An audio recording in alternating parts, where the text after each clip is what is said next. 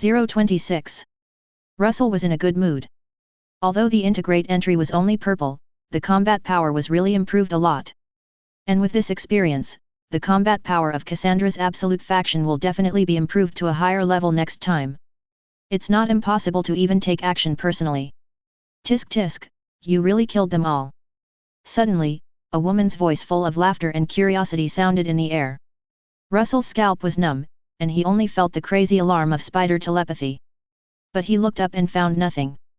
Thunderbolt seemed to have thought of something, and gave up his good brother with a strange cry, and turned around and ran towards the black market without hesitation. But as soon as he took a step, he fell to the ground with a bang. Then he was hung upside down in the air by the invisible force. Russell's pupil shrank, and he had already guessed who the person was. I didn't expect that I was so unlucky. Just when I thought that Cassandra would not come back, that crazy woman came. No. The other party might have been there all the time. Russell's body temperature rose rapidly, and he took a defensive posture. At the same time, he used spider telepathy to detect the other party's position. However, under the perception, it seems that there is malice everywhere, and there are enemies everywhere. At this time, the woman's voice sounded again. Your fighting power is obviously different from what the Paradox guy said. He only said that you have the power of Extremis, but now you not only have the ability of Spider-Man, but also can use magic. You said he was lying. Or, what secrets do you have? The previous voice was still floating around, and the last sentence suddenly appeared behind Russell. Come, let me see your memory. Cassandra appeared strangely behind Russell, and her 5 fingers were about to pierce into his head. Her mental power is very strong, not weaker than Professor X at all. But when you peek into other people's memories, you must touch them with your hands. Russell wanted to dodge, but found that his body was solidified by a powerful invisible force.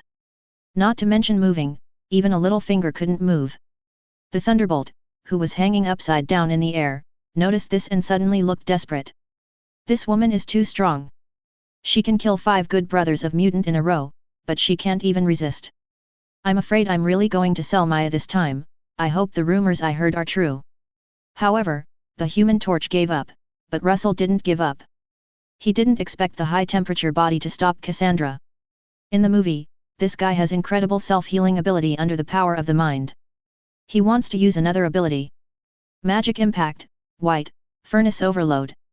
At this point, Russell didn't even think about whether he would be extremely weak after using the trump card under the blessing of the self-healing factor.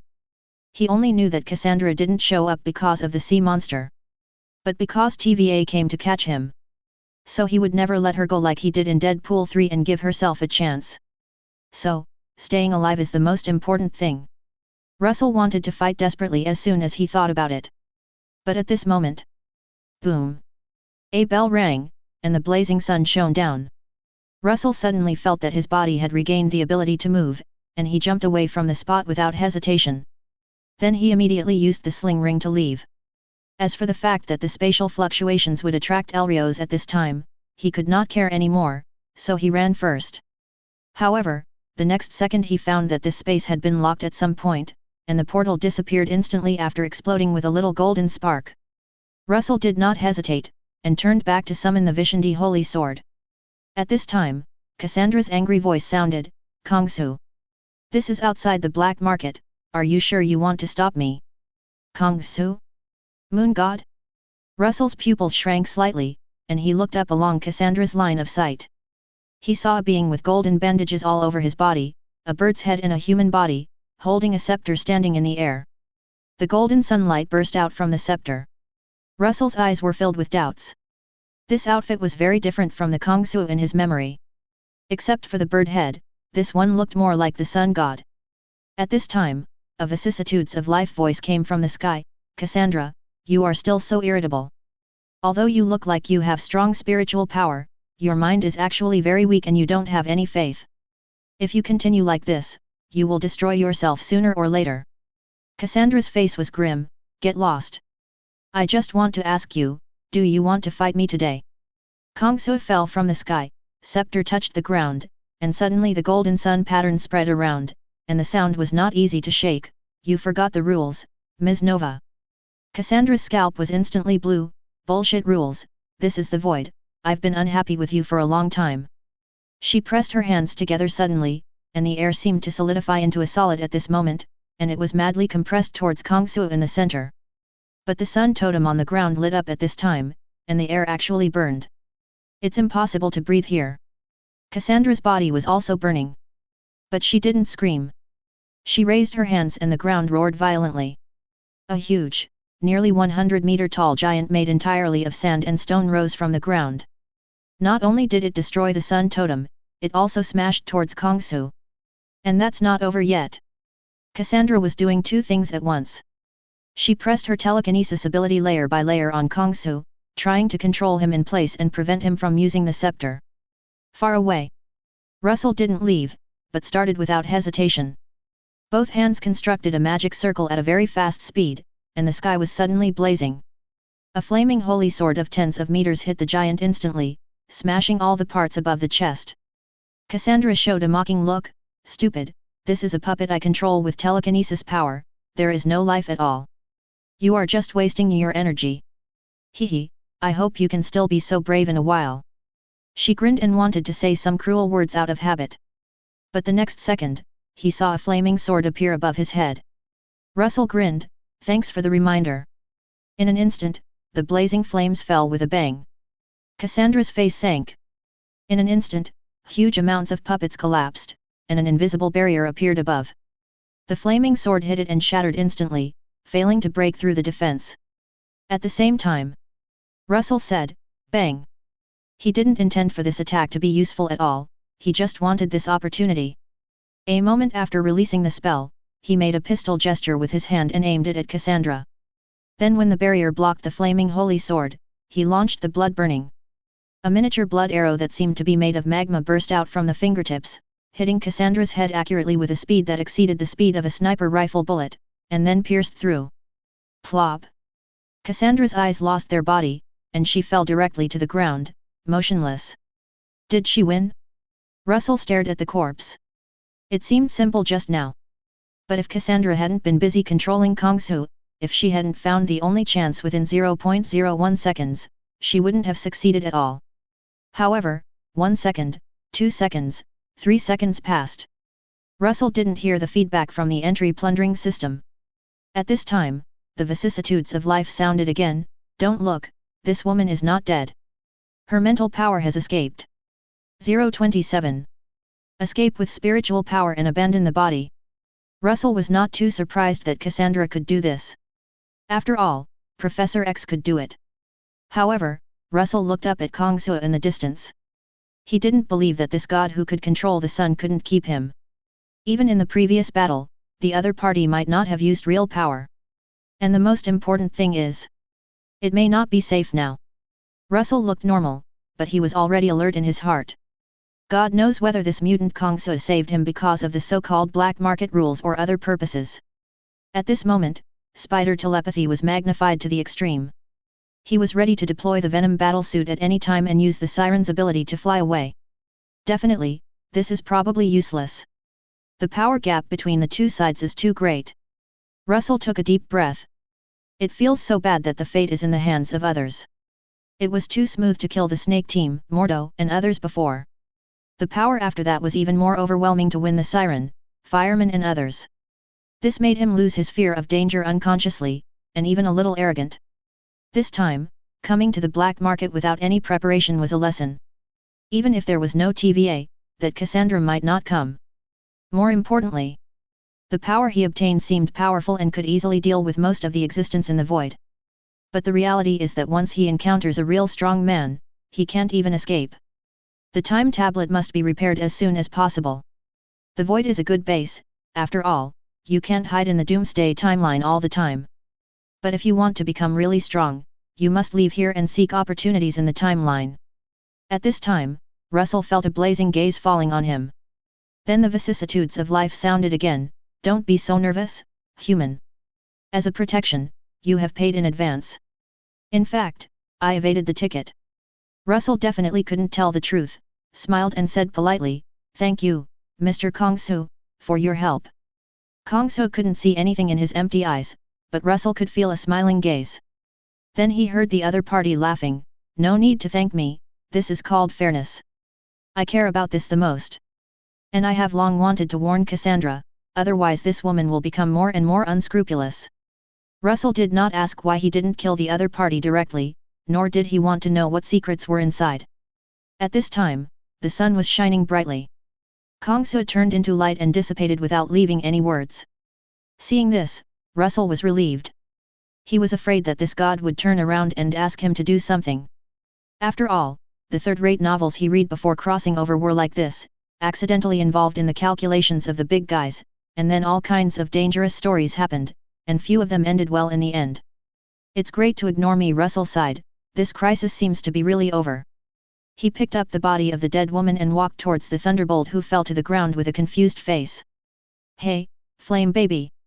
Is your brain still at home? Wake up! Russell patted Thunderbolt's face and provided a wake-up service. The next second, the other party shuddered suddenly, woke up from the trance, and opened his mouth with honey. Damn, you crazy woman! Such a big giant, almost crushed me to death when he fell. Damn, she usually uses this. Frightened my father. Russell exclaimed, her mental power is still here, she can hear. What? Thunderbolt's eyes were straight, showing a this time it's really over expression of despair. Russell immediately felt much better when he saw this. Brothers can't bear the pain alone. Good brothers should share it. Thunderbolt is not really stupid, just because it was too exciting, ups and downs, and didn't think, and now he realized that Russell was lying to him. He smiled bitterly and said, what's the matter? I just came to the black market to exchange some food, and I almost lost my life. And this time, who knows, that woman might really target me. Russell patted his shoulder and comforted him, it's okay, I'll help you kill her when the time comes. The Thunderbolt couldn't help but roll his eyes and said unhappily, you're already in trouble, and you're still helping me. If that day comes, I'll kneel down and call you daddy. Russell laughed, that's settled. But before that, do me a favor first. The Thunderbolt couldn't help but cover his butt and said with a vigilant face, what are you going to do? If he didn't need the other party's help, Russell would have kicked this BCH who was comparable to Deadpool. He said unhappily, please trade these adamantium on the black market for me, and exchange them for a few steel armor parts. As he said that, he described the armor parts with computing components. Adamantium is a good thing, he guessed that he could at least exchange for two. As for why he didn't go. Although he was immune to soul trading, if Kongsu was still observing him, he would be finished. Hearing this request, Pailuo was relieved. It was really great that he didn't have to sell his A. He didn't ask why Russell didn't go in himself, for fear that the other party would go back on his word, and picked up the remains of the dead woman and ran to the black market. 10 minutes later, Russell took the 3 armor parts, drove his Honda Odyssey away, and got home safely. Next, it depends on how long it takes to crack the time tablet. 028. Night. The little wolf girl has fallen asleep in his arms. Russell was not sleepy, thinking about the next plan with his eyes open in the dark. The computing components have been assembled and connected in series, and the time required to crack the time tablet has been greatly shortened. From the original 3 years, it has become only 1 month. This is good news, he does not need to risk going to the black market. However, after the time tablet is unlocked, he can't take Laura with him to run around in the timeline. Not only is it too much of an accident, but it is also inconvenient. But it is not safe to stay here. Although Cassandra looks embarrassed to escape, only mental power is left. But he knows that for such a strong mind, it is too easy to occupy a new body, and there will be no serious injuries. If he is blocked again next time, there will be no other Kongsu to save him. Relying on luck alone, it will be cold sooner or later. So, he must move. Russell thinks that the ruined city that is completely opposite to Cassandra's organization and farther away is very good. There are a lot of stupid Loki living there. And it just so happens that phantom magic is also his goal. This top-level spell from Asgard will be very useful for his timeline travel. Next, he should think about which time to go first. Boom! The ground shook violently, and a lot of soil fell. There are earthquakes in the void? Although Russell was puzzled, it did not affect his reaction. Holding the awakened little wolf girl, he walked out of the house in a few steps. The next second, the two were stunned at the same time. I saw a golden energy column in the distance, illuminating the dark night. Even from a long distance, I could feel a terrible breath of destruction, which was palpitating. Obviously, the earthquake was caused by that terrifying attack. Is that the direction of the black market? The little wolf girl said with a shocked face. Russell's face sank. Is this revenge for the day? But Cassandra can't be so powerful, so this is probably the TVA's move. This kind of power, indeed, can bind the organization of the timeline. How could it not have powerful means of attack? At this moment, a loud laugh rang out. Stupid survivor! Why do you think I showed up today? You've been fooled. Haha, I didn't expect that I was deliberately cut out back then. Only here can I collect souls safely without causing time branches. Most importantly, thank you for your positive and negative energy. Today I will surpass the Father and become a god. A faint green light suddenly lit up. A huge illusory pyramid made entirely of soul matter appeared. The terrifying positive and negative energy falling on it seemed to cause some kind of chemical reaction. The green pyramid seemed to be infected, and quickly turned into gold, and became more real. At this time, the energy column quickly became thinner and disappeared. Instead, a blood-red lightning lit up. The time monster Elrios appeared. This time it did not roar, but swooped down and crashed into the pyramids. Boom! Russell felt that the whole space trembled. Then I saw Elrios explode, and countless red lightning burst out, spreading across the entire pyramid like a waterfall, causing hideous and terrifying corrosion. Dream on! Kong Su snorted coldly, and his voice resounded through the sky again, Power Sun. In an instant, night turned into day. A sun hung high in the sky, emitting blazing sunlight. Suddenly, the blood-red lightning of Elrios' self-explosion made a hissing sound and began to dissipate. Kong Su seemed to be winning. But Russell didn't think so. Sure enough. The next second, TVA portals appeared in the sky. There were no TVA time guards, nor any mechanical puppets. There was only a large amount of orange-gold viscous liquid flowing down from it. They first fell on the sun. The latter suddenly began to dim, and golden cracks appeared on it. Russell looked familiar, and suddenly found that this kind of golden cracks were everywhere on the castle at the end of time. At this time, the sky returned to night. The sun went out, turned into huge amounts of solid spheres and fell to the ground. At this time, golden wedge-shaped runes appeared out of thin air, combined and arranged with each other, forming a huge amounts of magic circle. So fake stars appeared in the sky. Moonlight came from nowhere, projecting on the orange-gold liquid that was falling. But this did not have any effect. Instead, the moonlight seemed to be polluted, turning into the same color, and then breaking into entities and falling. Russell had good observation skills and clearly saw that the fragments also had golden lines inside. This thing seemed to be able to seal all energy and objects. He guessed that this thing was related to time, but he didn't understand why the effect was like this. At this time, Kong Su's voice sounded again. But he was no longer proud as before, but became angry. This is impossible. How can there be so much negative time energy? Is this the purpose of your binding all timelines? Despicable time thief! As the voice fell, a virtual shadow of a scale appeared. The pyramids constructed by the soul fell apart in an instant, and part of it fell on the scale pan on the left. Suddenly the scale tilted, and a vortex opened. That was the legendary gate to the afterlife. Kong Su's figure appeared, and then he plunged into it without hesitation, leaving a solemn voice echoing in the void, "The one who left, I curse you to die in time." The gate to the afterlife disappeared instantly, and the sun sealed by negative time on the ground suddenly cracked. It has not been completely sealed, leaving the core of the eyeball file size. The next second, the blazing light appeared again. This artifact was detonated. The sky turned white and nothing could be seen. After more than 10 seconds, when the void became dark again, no matter whether it was the portal, the orange-gold viscous liquid, or the fragments of the pyramids, they were all gone. It was as if nothing had happened. Russell looked at the sky and thought. The current history did not appear in Deadpool 3 and Loki. So was it covered up, or changed? Why does this moon god know so much? After a moment, he sighed. This is Marvel, full of uncertainty. If I follow the plot and everything, I will probably die miserably. At this moment, he was more and more eager to increase his strength. He planned to head directly to the ruined city in a while, without waiting. But at this moment, something strange happened. Russell suddenly saw dots of green matter appearing in his vision, approaching and gathering towards him. 029. Russell thought this thing looked familiar. Why does it look like the spirit that Kong Su summoned just now? Before he could continue to identify it, the voice of the little wolf girl rang beside him. Aren't we going back, Russell? Hey! Russell looked surprised and said in surprise, can't you see it? The little wolf girl looked puzzled. What do you see? She had a certain night vision ability, but she didn't see anything unusual. Russell was really surprised this time. It's the same green light spot as the pyramids just now, can't you see it?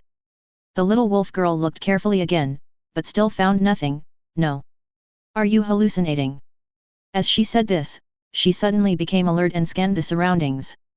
Russell frowned slightly. Could it be that he was really hallucinating? Or is it that only he can see this green light spot? After thinking about it, he raised his hand and touched one of the green light spots. In an instant, a change occurred. The light spot actually disappeared into the fingertips in an instant. Russell suddenly had an indescribable feeling, and at the same time, the system sounded in his ears. Warning, the subject has absorbed spiritual essence. No impurities, integrate successfully. Warning cancelled. This is, the spiritual essence obtained by Kong Su and the transaction was absorbed by himself? What's the principle? Russell was not afraid. Since the system cancelled the warning, there should be no danger. But he didn't understand why. And this thing seemed to have seen it himself. Could it be that because the previous transaction failed, there was still a little connection? But anyway. Russell looked at the spiritual essence that was shining like stars all over the mountains and plains, and his heartbeat was getting faster and faster. It is recorded in the knowledge entry obtained from Baron Mordo that there will be many benefits when the soul becomes stronger to a certain extent. First, the strength of the mind will become stronger as the soul becomes stronger, which can prevent other people's mind invasion. Even after reaching a certain level, you can trap the other party in your own mind. Definitely, there is no absolute, it depends on the gap between the two sides. Second, soul strength has a certain increase in magic control, especially in some complex magic or secret methods. Third, the astral projection time will be much longer. Learning spells in this state will be twice as effective with half the effort. Fourth, when the soul is strong enough, you can abandon the body and live completely in the form of the soul. And the use of magic in this form will be several times stronger than the physical body. But even if it can be done, Russell does not intend to abandon the body. It can only be said that when encountering a crisis, you need to cast spells in this way, or you are forced to escape. But if it were only the above points, Russell would not be so excited. Because in the record of Mordo's knowledge entry, a strong soul means that it can carry some special power. For example, divine power. That's right. The gods of Asgard have never been aliens. But real gods. Their divine power comes from the ancient god Gia, and it is said that the world tree is also related to each other. Although the system may plunder the divine power entry, it is very likely that it will not be perfectly loaded. Just like the soul extraction spell, it is the same whether you get it or not, you can't use it. So you are also very important. The system complements each other and is the best way. Russell looked at the spiritual light spots in front of him with a fiery look. Kong Su planned for so many years, and in the end, he got the advantage. Although it is only a small part of the last pyramids, it is actually a lot. As for the danger, the system has been certified. If there is still an accident, you can only blame yourself. Russell took a deep breath and stopped hesitating. If you delay, something will happen. If someone else finds it and snatches it, it will be a big loss. Tell the little wolf girl that there is no time, he will sit cross-legged directly. Then just do it according to the way of meditation to absorb the free magic in the air. In an instant, it seemed that the stars were disturbed, as if attracted by a black hole, and the spiritual light spots all over the mountains gathered towards Russell. If someone in the void projects a soul astral, you can see an extremely exaggerated scene. It was as if the stars fell on the earth, forming a vortex of huge amounts of. The galaxies rotated, extremely spectacular. After several hours, the sky was already slightly bright. Russell suddenly opened his eyes, and there was a flash of light in them. At this moment, he felt like a giant, and he could use unparalleled power with just a wave of his hand. However, Russell knew that this was just an illusion after the soul suddenly became too strong. It won't be long before this situation disappears, and the soul and the body fit together. At this time, the voice of the system came to my ears again. Ability awakening detected, converting entries, conversion completed. Spirit Hall, purple gold, the barrier of your spiritual world becomes stronger, and you can also put the opponent into the Spirit Hall while defending. Here your spiritual power is amplified, and the invader will be weakened. Weakness erasure, when entering the mind, your body can act according to instinct and will not fall into stiffness. Soul carrying, gold, your soul can carry more powerful power, such as divine power, dimensional energy, spirit of revenge, etc. Weakness erasure, eliminate any will in the power. 030. When Russell saw the gold quality soul carrying entry, he knew that he had made the right bet. If today, because of worry, he did not absorb the spiritual essence, and his soul underwent a qualitative change, then in the future, even if he obtained powers such as the power of Thor and the power of death, the entry would definitely be usable, but it would definitely not be able to exert 100% of its power. And for super entries such as Phoenix Fragments, there may even be a system warning that the consequence of using it is the collapse of the spirit and the body. Definitely. What surprised him most was the weakness erasure that came with the entry. That is to say, when he obtained dimensional energy, he did not have to worry about the Lord of the Dimension contaminating him in reverse. It was simply a high-end version of Ancient One secretly. If he obtained the Spirit of Vengeance, it would be even more amazing, directly erasing the will and perfectly obtaining the ability. He felt that this weakness erasure alone could be compared to a gold entry alone. As for the Mind Palace entry, it was also a timely help. Although it could not restrain Cassandra's telekinesis ability, it could prevent the other party's mind from invading. Even, if he played a bigger game, he could trick the other party into entering it. However, Russell still planned to be more cautious at present. It would be funny if he still couldn't beat this crazy woman after she entered his mind and weakened her. After all, Professor X is known as the most powerful master of the mind, and Cassandra, who killed him, is undoubtedly more powerful. This can only be regarded as an uncertain trump card, or insurance. Even if he is unlucky enough to meet this crazy woman, he will not let her slaughter him. He has a certain resistance ability. At the moment, the sky was bright. Russell took the little wolf girl who guarded him in the middle of the night to rest. Until the night fell again, Russell, who had been sparring for a few hours, left alone in the night. This place is hidden by magic vines and is not so easy to find. And it is more dangerous for the little wolf girl to follow him. There were no accidents along the way. Russell followed the direction told by the snake team and spent 3 or 4 days to finally see the ruined city. There were fewer buildings in the city, but the dilapidated Stark building was particularly eye-catching. And from time to time, there was a clipped halo in the sky, and garbage fell down. And at the edge of the city, there was the moss plain. It looked bare, with no trees except for the various cut garbage. But Russell knew that there were a large number of Loki variants living in this area, and the underground was like a rat hole. As for how to find these rat holes, he had a very simple method. For example, when the cat comes, the rat will naturally drill a hole.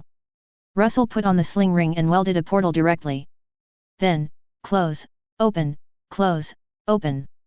A few minutes later, thunder suddenly came from the gloomy sky. Russell looked far away and saw that the horizon was covered by dark clouds, and a scarlet lightning flashed through it. Elrios is here. Russell thought that this time monster was controlled by the Legacy Kong to self-destruct and died, but he didn't expect to encounter this thing sweeping when he was on the road the next day. He didn't know whether it was not dead, or the Legacy created another one. But he was more inclined to the former. At the moment, although Elrios was still far away in the sky, the wind had already started on the plain. The next second, Russell, standing at the junction of the city and the plain, saw a very spectacular scene. The ruins of the city seemed to have been poked in a rat's nest, and at least 100 Lokis rushed out. Some of these guys used green magic, some drove cars, and some ran very fast, drilling out from various corners of the ruins and rushing to different places in the moss plain. Less than 2 minutes later, the plain was quiet again. A clean breakthrough. At this time, Elrios had crossed the distance in the sky, and his hideous head was visible to the naked eye, roaring towards the ground.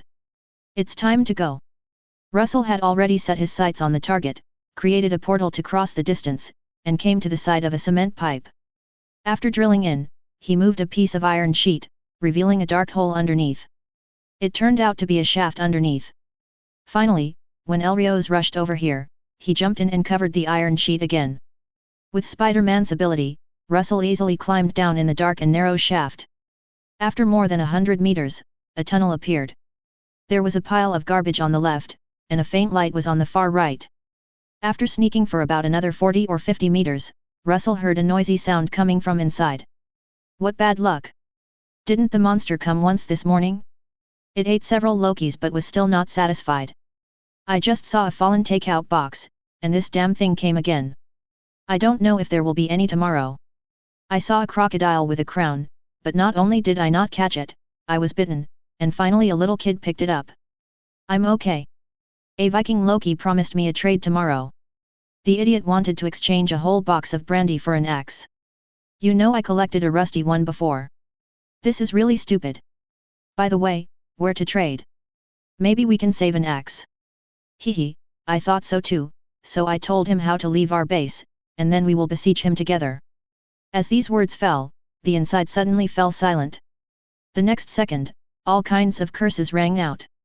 In the not-too-dark shadows, Loki found a man standing there, holding his forehead slightly, with a worried look on his face. Russell couldn't help but sigh.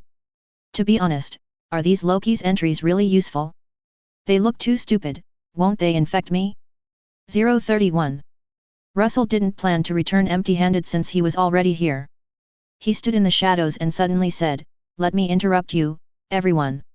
Excuse me, does anyone among you know the magic of illusion?" The sudden voice startled the 4 Loki in the cave at the same time. Who is talking? Someone. Stop talking nonsense, damn, you idiot, you actually lured people here. FKU, I'm luring the enemy deep into my heart. Get out of here, do you have that brain? I'm definitely not going to fight you tomorrow. Idiot, you'll die soon. FK, I'll kill you first. Although he knew that most of the Loki were like this, Russell was still shocked. Before they saw the enemy, these Loki were fighting among themselves, and even fighting. This is too stereotypical. At this time, one of the Loki wearing a baseball cap was kicked away by an unknown variant. He was about to get up and go back for revenge when he was lying on the ground, but when he looked up, he suddenly found something and pointed at the shadow with a surprised look on his face. Look! I found the hidden intruder, ha ha ha, just one person. Russell looked at his position and was speechless. I also hid, although it was in the shadow, it was not very dark. The other 3 Lokis who were fighting stopped at this time. After seeing that there was really only one person in the shadow, these people laughed again. Where did stupid Loki come from, dare to come in alone? It's been a long time since I met someone who came to my door. Haha, I said that I was luring the enemy deep into my territory, but you still didn't believe it. Sure enough, I am the smartest among us. Okay, this time it counts as your first achievement. Remember that your internal organs were damaged, Loki needs it. Russell was shocked again. Good guy. I became a substitute? Brother, you lied without changing your face or heartbeat. At this time, a blind monk found a bright spot. Loki, who first discovered Russell's baseball cap, was a little puzzled. He doesn't have Viking style, did you recognize the wrong person? Loki took a serious look and said with certainty, it's him. See the tattoo on his wrist, the evil spider totem, Vikings love tattoos, there's no mistake. And his eyes, see, they're brown, Vikings are like that. Others Loki nodded, seeming to agree with this explanation. Russell also agreed. If he continued, he would think he was the Viking Loki. He sighed and walked out of the shadows, interrupting, I rarely have such impatient times. And you, my friend, unfortunately, you have to die first this time. As he said that, he raised his right hand and pointed at the other party with a pistol gesture. Haha. The tempting Loki was immediately happy and couldn't help laughing. I didn't expect he was a mental patient. Maybe Thor smashed his head before the cutting. The other Loki also laughed. For a while, the cave was full of laughter and joy, and it was completely invisible that these Loki almost beat their brains out. Come on. The tempting Loki poked his head out, pointed at his temple, and said happily, shoot here. One shot hit, and he died without any pain. The void is meaningless, and I have to thank you then. Russell nodded, although I planned to hit your chest at first to let you feel the pain. But since you begged me so much, I'll satisfy you. The tempting Loki laughed even more happily, so he stretched his neck again and said, don't be polite, just hit here. The other Loki were also waiting for the performance. Russell laughed sincerely, and then, in the eyes of several people, he said softly, "Bang!" Ha! The laughter stopped abruptly the first second after it appeared. Several Lokis froze in place as if they were under a spell. Their pupils trembled, and a large amount of red and white sticky liquid splashed on their faces and bodies. This time, Loki finally stopped talking. His head disappeared, and his body lay on the ground sleeping peacefully. But the smile will not disappear, it will only move. Russell showed a harmless smile, and his fingertips slowly moved to another person. "Why don't you smile? Aren't you happy?" Loki, who was pointed at, almost cried, "I said I didn't smile just now, do you believe it?" Not all Loki variants are giants of Jotunheim, and he feels that he can't stand that weird pistol. As for dodging, he didn't see anything clearly just now, and Loki's brain was blooming. He still feels the taste of that guy in his mouth now. Russell smiled slightly, "I don't believe it." The next second, his fingers trembled twice, and 2 more Loki died. The last Loki had no idea of resisting at all, and knelt down on the spot. "Big brother." "Oh no, great master. I know phantom magic, which is more useful than those 3 rubbish." He clearly remembered that the first sentence the intruder said when he came in was to ask who knew phantom magic. "I know it." With the experience of working under Thanos, he felt that he could survive. Sure enough, he saw the other party showing a satisfied expression the next second. "This wave is stable." Bang! Loki's expression froze on his face, and he looked down at the burnt hole of the size of a fist file on his chest, and fell to the ground with confusion in his eyes. Russell blew on his fingers. "Not bad, it's not a waste of time to give a guarantee." 032. The cave fell into silence again, and a system prompt sounded in Russell's ears. The looting entry is completed. Frost Bloodline, low level, green, low level Giants of Jotunheim Bloodline, which has a certain increase in the body, and ice blue patterns will appear on the skin. Warning, this bloodline will weaken Extremis. Frost Bloodline, low level, green, this bloodline cannot be stacked. Frost Bloodline, low level, white, very thin Giants of Jotunheim Bloodline, which has almost no increase in the body and only has a weak resistance to cold. Medium level fighting, white, good fighting ability, can defeat ordinary humans within 5 people. Submission, green, fawning and surrendering to the enemy, there is a certain chance of being forgiven and taken in by the other party. Fraud, low level, white, use language to perform a weak deception effect. Note, this effect is very easy to see through. Russell couldn't help but twitch his cheek. What the hell are these rubbish entries? Not only do they have no positive effects, but after loading, they will also reversely upgrade your strength. They are even worse than the entries of Quill people. This is too Loki. Russell discarded these rubbish without hesitation. Looking at them for 1 more second would pollute his eyes. Fortunately, the system sound continued. This is the last Loki entry. Vanaheim Bloodline General, white, just the physique of an average Vanaheim person under the rule of the gods, with a slight affinity for magic and a healthy body. Submission medium level, blue, as long as you submit to your submission, the enemy has a good chance of taking you in as a subordinate. Advanced magic illusion magic low level, green, can only perform certain illusion changes, create magic firework, and control magic ball attacks with average power. Note, this entry can be upgraded by self-cultivation. Russell breathed a sigh of relief and almost cried. Finally, a useful one came out. 4 Lokis, 9 entries, it's like panning for gold in shit. Although it's just a low-level application of phantom magic, it's good that it can be practiced by itself. And this is the magic that I came here for. Not a loss. Russell loaded the entry and immediately mastered this magic, and at the same time, he also gained related magic knowledge. Then he didn't control his expression again, and his face was speechless. Because this Loki didn't know how to continue practicing this magic. It's not that the Queen Frigga didn't teach, nor that this guy didn't learn. But this rubbish has long forgotten it, leaving only a vague impression. I hate Loki. Russell raised his hand and used the flame blood to summon the flame to burn the 4 bodies clean. Then he didn't leave. Although it's stupid to lure the enemy Loki, the previous stupidity can save himself some trouble. I just hope that the Loki who comes later will be more reliable. The next second, the green light spread over his body, and Russell completely changed. I declare.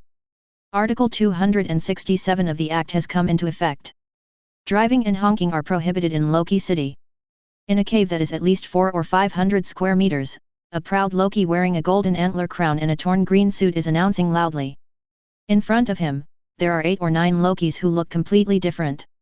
At this time, one of the Lokis who connected the bicycle handlebars to his hat as a crown said with a puzzled look, "But Mr. President, we don't have a car." "Shut up." President Loki pointed at him and said, "This is the Constitution. It has nothing to do with whether you have a car or not, you idiot." "Although you said it very well." Loki, who was wearing a fur hat with several horns on it, interrupted, "But it's my turn to be king today, right?" President Loki nodded slightly. "The king and the president do not conflict. You are the king and I am the president. Isn't this different?" Two Loki whispered to each other, not understanding. "Then do the presidents rotate? I think I can be one too." One Loki asked a fatal question. President Loki pretended to flip through the book The Postman Always Rings Twice, then looked up and said, "Sorry, there is no such article in the bill. Reject." As he said this, he seemed to be afraid that someone would continue to ask questions. He clapped his hands to attract the attention of the Loki and said, "Today's speech ends here. That Loki, you said you got a Loki base, right?" He looked at a Loki with a beard and tattoos on his thick arms and asked. The latter nodded, grinned, and said in a rough voice, "Haha, that stupid Loki tried to deceive me, but he didn't know that I was smarter than him. I saw at a glance that he wanted to seduce me to kill him. I followed his words, and finally not only got the location of his base, but also knew that there were a total of 4 Loki inside, a lot of food and drinks. Definitely. No one can snatch his axe from me, otherwise I will smash his head." President Loki smiled and said, "Don't worry, no one will snatch the axe from you. I decide with the president's power, that's your trophy."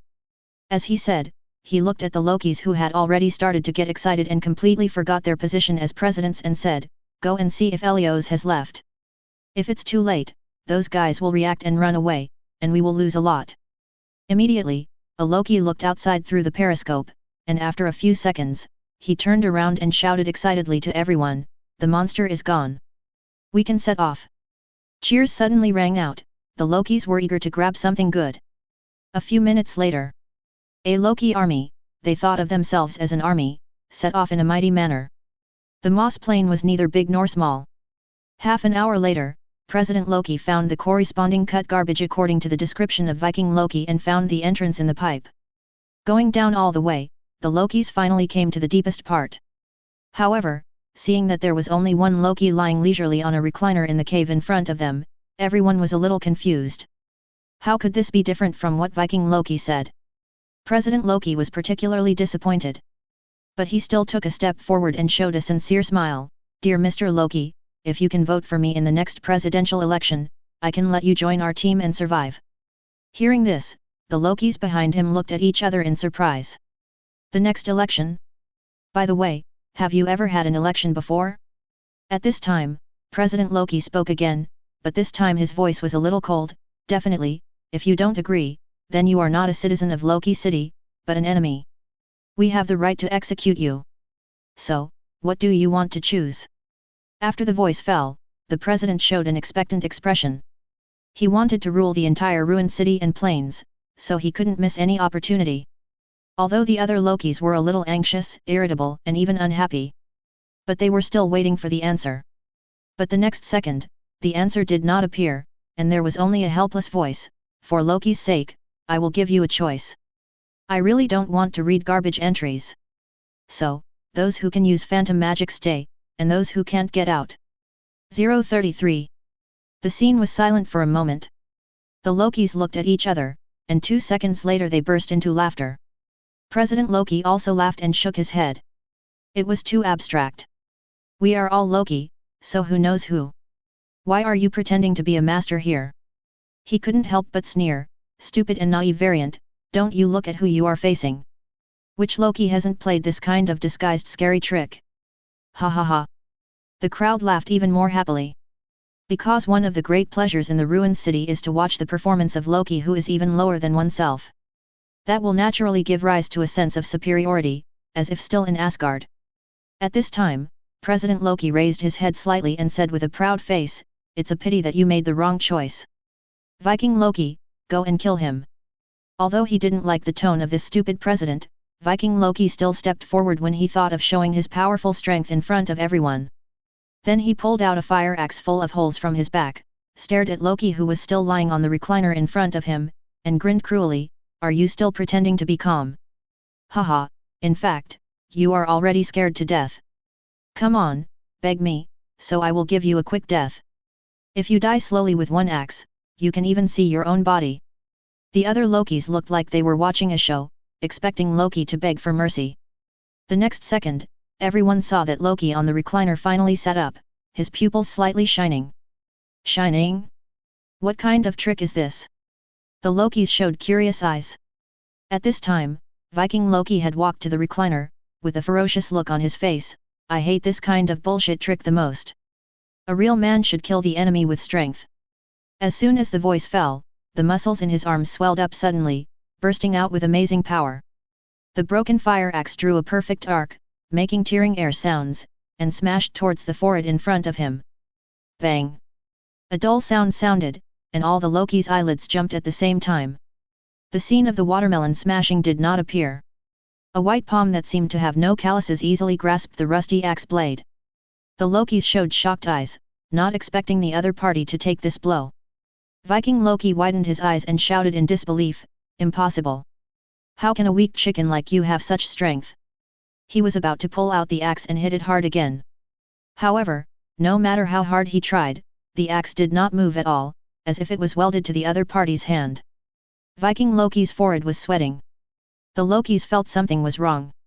President Loki felt even more uneasy at this moment. It was at this moment that the cold voice sounded again, "Unfortunately, you made the wrong choice." As soon as the voice fell, the fire axe first glowed red, and then turned into molten iron and spilled all over the ground. Viking Loki sat on the ground with a fire stick in his hand, looking confused. President Loki's scalp tingled when he saw this scene, and his face changed wildly. "Go! Go together! Besiege him together, otherwise no one can escape." Hearing this, the other Loki looked at each other, and then the whole team moved together. Well, they didn't attack, but all ran behind. Only fools don't run. "You stinky shit!" President Loki almost fainted. "I wanted to fish in troubled waters and use these Loki to buy time for myself to escape. As a result, these guys ran faster than each other. For a while, they left him behind. Oh no, there is a Viking Loki sitting on the ground. This guy may buy time for himself." President Loki thought so, but before he could turn around, he saw that the big guy who didn't look like Loki was set on fire, screamed and collapsed directly. "FK, this must be at least 3,000. And seeing how casually the other party used the fire, it seemed as easy as eating and drinking water. President Loki felt like his soul was running out, even when he fell into the space and was transported in disorder. So, he fluttered and knelt on the ground. The submission ability was activated definitely. He didn't know what ability was and what was not, but he knelt on the ground and begged for mercy very sincerely. "Great King Loki, I, Loki Lofson, am willing to submit to you. Believe me, I will be of great help to you in this void." Russell glanced at him lightly and said, "Do you know phantom magic?" President Loki's forehead was sweating, but he didn't dare to lie, and hesitantly said, "I can learn." Russell stopped looking at him, just aimed at the running crowd and slowly raised his hand. Extremis blood control. The next second, a red flame appeared in his palm. It turned into 8 gorgeous fire lines, passing through the dazed President Loki, and disappeared behind him. Then the screams came and went quickly.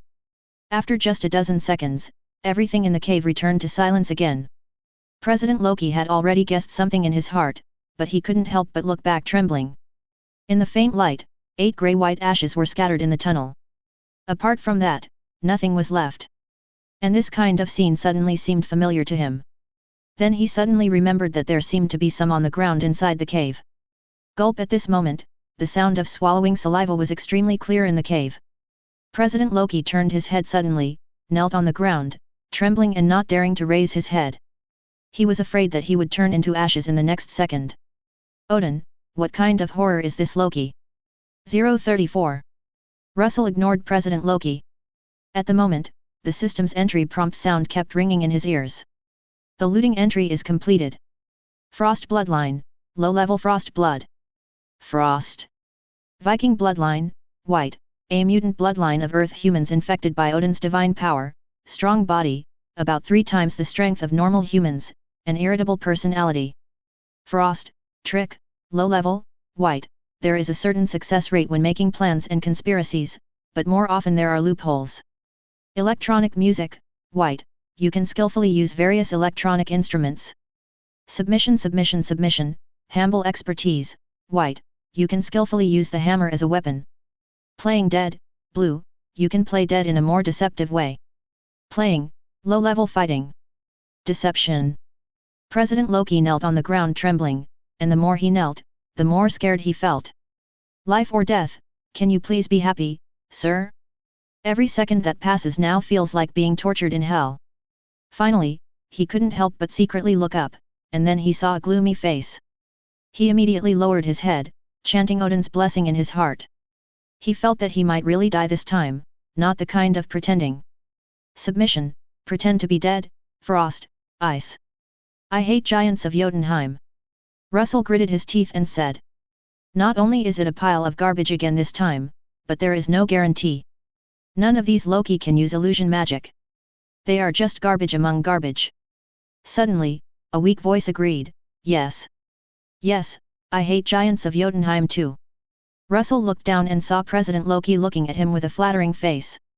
Russell didn't know if this guy's surrender ability was effective, so he planned to give him a chance. Can you find me those Lokis who can use illusion magic? Today, he used to attract Elrios to find a Loki who can use illusion magic, and then followed him. But he couldn't use this method every day. If it happens too many times, accidents are likely to happen. After all, he can't resist Elrios now. Hearing this request, President Loki was stunned for a moment, and then nodded hurriedly like pounding garlic, yes. Yes. I can find a Loki who can use illusion magic. As he said this, he suddenly remembered that when he first met this big guy, the other party said that those who couldn't use illusion magic could leave. It turned out that they could run away at that time. At this moment, he could only cry without tears, and regretted it in his heart. At this moment, President Loki suddenly saw the other party's eyes turn into molten gold, and his sight seemed to be able to penetrate his soul. I suddenly felt an indescribable feeling, as if I had seen the former Odin in a trance. It was the trembling from the suppression of the soul. He held back his fear and trembled, I dare not lie to you, I really can't find Loki directly. But I am very familiar with this plane and city, and I can search for them effectively. Russell's eyes were more oppressive, and he asked again, in this case, your team should be larger, why are there only so many people? President Loki showed an embarrassed expression, that, not all Loki agreed to join. Also, we didn't win every time. At most, my men. I fooled more than 20 Loki, and sometimes a lot of people died. This team was only formed not long ago. So now I usually evaluate the target first. For example, this time the Viking Loki met a fool, so we came here. Definitely, this is not 100% accurate. If I really encounter danger, I will run away. He felt a little uncomfortable when he said this. In the past, he would have run away when he encountered such a situation. As a result, this big guy was too fierce, and those fool Lokis also saw the danger. So these guys belong to the nature of Loki. Betray, escape. But he thought it was a blessing in disguise, because he survived because he ran slowly. Those who ran fast should have been reincarnated. The molten gold in Russell's pupils disappeared, but the sense of oppression was still there, and he said faintly, you only have one day, if you can't find it. Believe me, turning into ash is already a good ending. President Loki nodded quickly, indicating that he understood. At the moment it was almost evening. Russell didn't rush to find it tonight. He lay down on the recliner again and asked casually, you look like Loki in the sacred timeline, and you should have grown up in Asgard. Why don't you know illusion magic? Didn't Frigga teach you? President Loki replied awkwardly, in my timeline, Asgard doesn't have this spell. As for me, I was always playful when I was a child, and when I grew up, I was not interested in these spells or anything. When I realized that it was not my turn to sit on the throne of the God King, I went to Earth to run for president. As he said this, he showed an indignant expression, I have successfully become the mayor of New York, but TVA came. These garbage who should go to hell and be eaten by Mephisto, they cut me off without even listening to the explanation. Damn, I'm obviously a good person. It's better to believe that the legacy captured me to make me the Lord of Time than to believe that you are a good person. Russell glanced at the other party and closed his eyes to meditate. Let this guy try it tomorrow, I hope it works. 035. The cave was silent. Time passed slowly. President Loki turned his head to look at the passage he came from, blinked a few times, and calculated the distance in his mind. It was impossible to surrender, not in this life. Loki was born to be a king. When this guy entered deep meditation, he would find a chance to slip away. Thinking of this, he secretly glanced at Loki lying on the recliner, and then saw that the other party looked at him with a smile. Do you think I don't know what kind of people Loki is? President Loki smiled flatteringly and was about to explain. But before he could say anything, he saw the other party's wrist raised, and then he was thrown in the air without seeing anything clearly. Not only that, his hands were tied and his mouth was stuck with spider webs. Russell nodded with satisfaction, and this time he really started to meditate. Hanging upside down, Loki didn't even dare to whimper, and his eyes were shocked again. What kind of Loki variant is this? Not only can he control extremely hot flames, but he can also use cobweb? Spider-Man Loki? What kind of monster did TVA cut out? The next day, Russell had a very clear perception of time. He woke up just after dawn. The next second, he dissipated the magic cobweb with a thought, and President Loki fell to the ground with a thud, grimacing in pain. But he didn't dare to complain. He quickly got up and said flatteringly, Great Master, should I take you directly to those suspicious marks or to the ruined city later? Russell didn't say anything. With a glance, President Loki quickly explained, the marks are suspicious locations in the caves, and there are several areas in the ruined city where the probability of dropping cut garbage is high. There are usually more Loki there. I recommend that we go to the ruined city to wait for the rabbit during the day, and look for the caves to draw prizes at night. What do you think? Russell suddenly understood why Loki was so successful after being picked up by Thanos. In addition to Thanos' original intention to use him, this guy's dog-licking skills are also very good. Okay, I'll do as you say. He nodded in agreement. President Loki immediately showed a very honored expression. After leaving the underground, Russell looked around the moss plain. The sky was gloomy, and there was still no figure on the ground. But he knew that Loki was definitely moving in the invisible place. Entering the ruined city all the way. The buildings here are very dense, and with a lot of collapse, it looks even more chaotic. I don't know if it's because I followed President Loki or a coincidence. Not long after walking, Russell felt spider telepathy being triggered. Someone was spying on him in the dark. President Loki was still wondering why the big guy behind him stopped, and then he saw 5 different-looking Lokis jumping down from the second floor of the street. I'm really lucky today. I haven't seen such a stupid Loki swaggering into the ruins for a long time. Hehe, I like that suit. Looking at the excited faces of several people, he showed a strange look on his face. It's so familiar. Yesterday, a group of people of mine did the same thing, and they died miserably. However, he was very aware of being a lackey, and before Russell could speak, he stepped forward and said, Who among you knows phantom magic? Hearing this, a Loki in a green windbreaker immediately raised his head and smiled confidently, I didn't expect you to know that I know phantom magic. Come on, beg for mercy from me now. I don't know, and I hope you can laugh later. President Loki silently took a step back, then turned around and bowed to Russell and smiled flatteringly, Fortunately, I have fulfilled my mission, Master, and I will find one right away. His appearance made the 5 Loki opposite him stunned, and then they immediately laughed. A Loki who looked like Loki, wearing a green sweater and a cartoon crown made of gold plastic, mocked, You are used to being a dog under Thanos, and you still like being a dog in the void.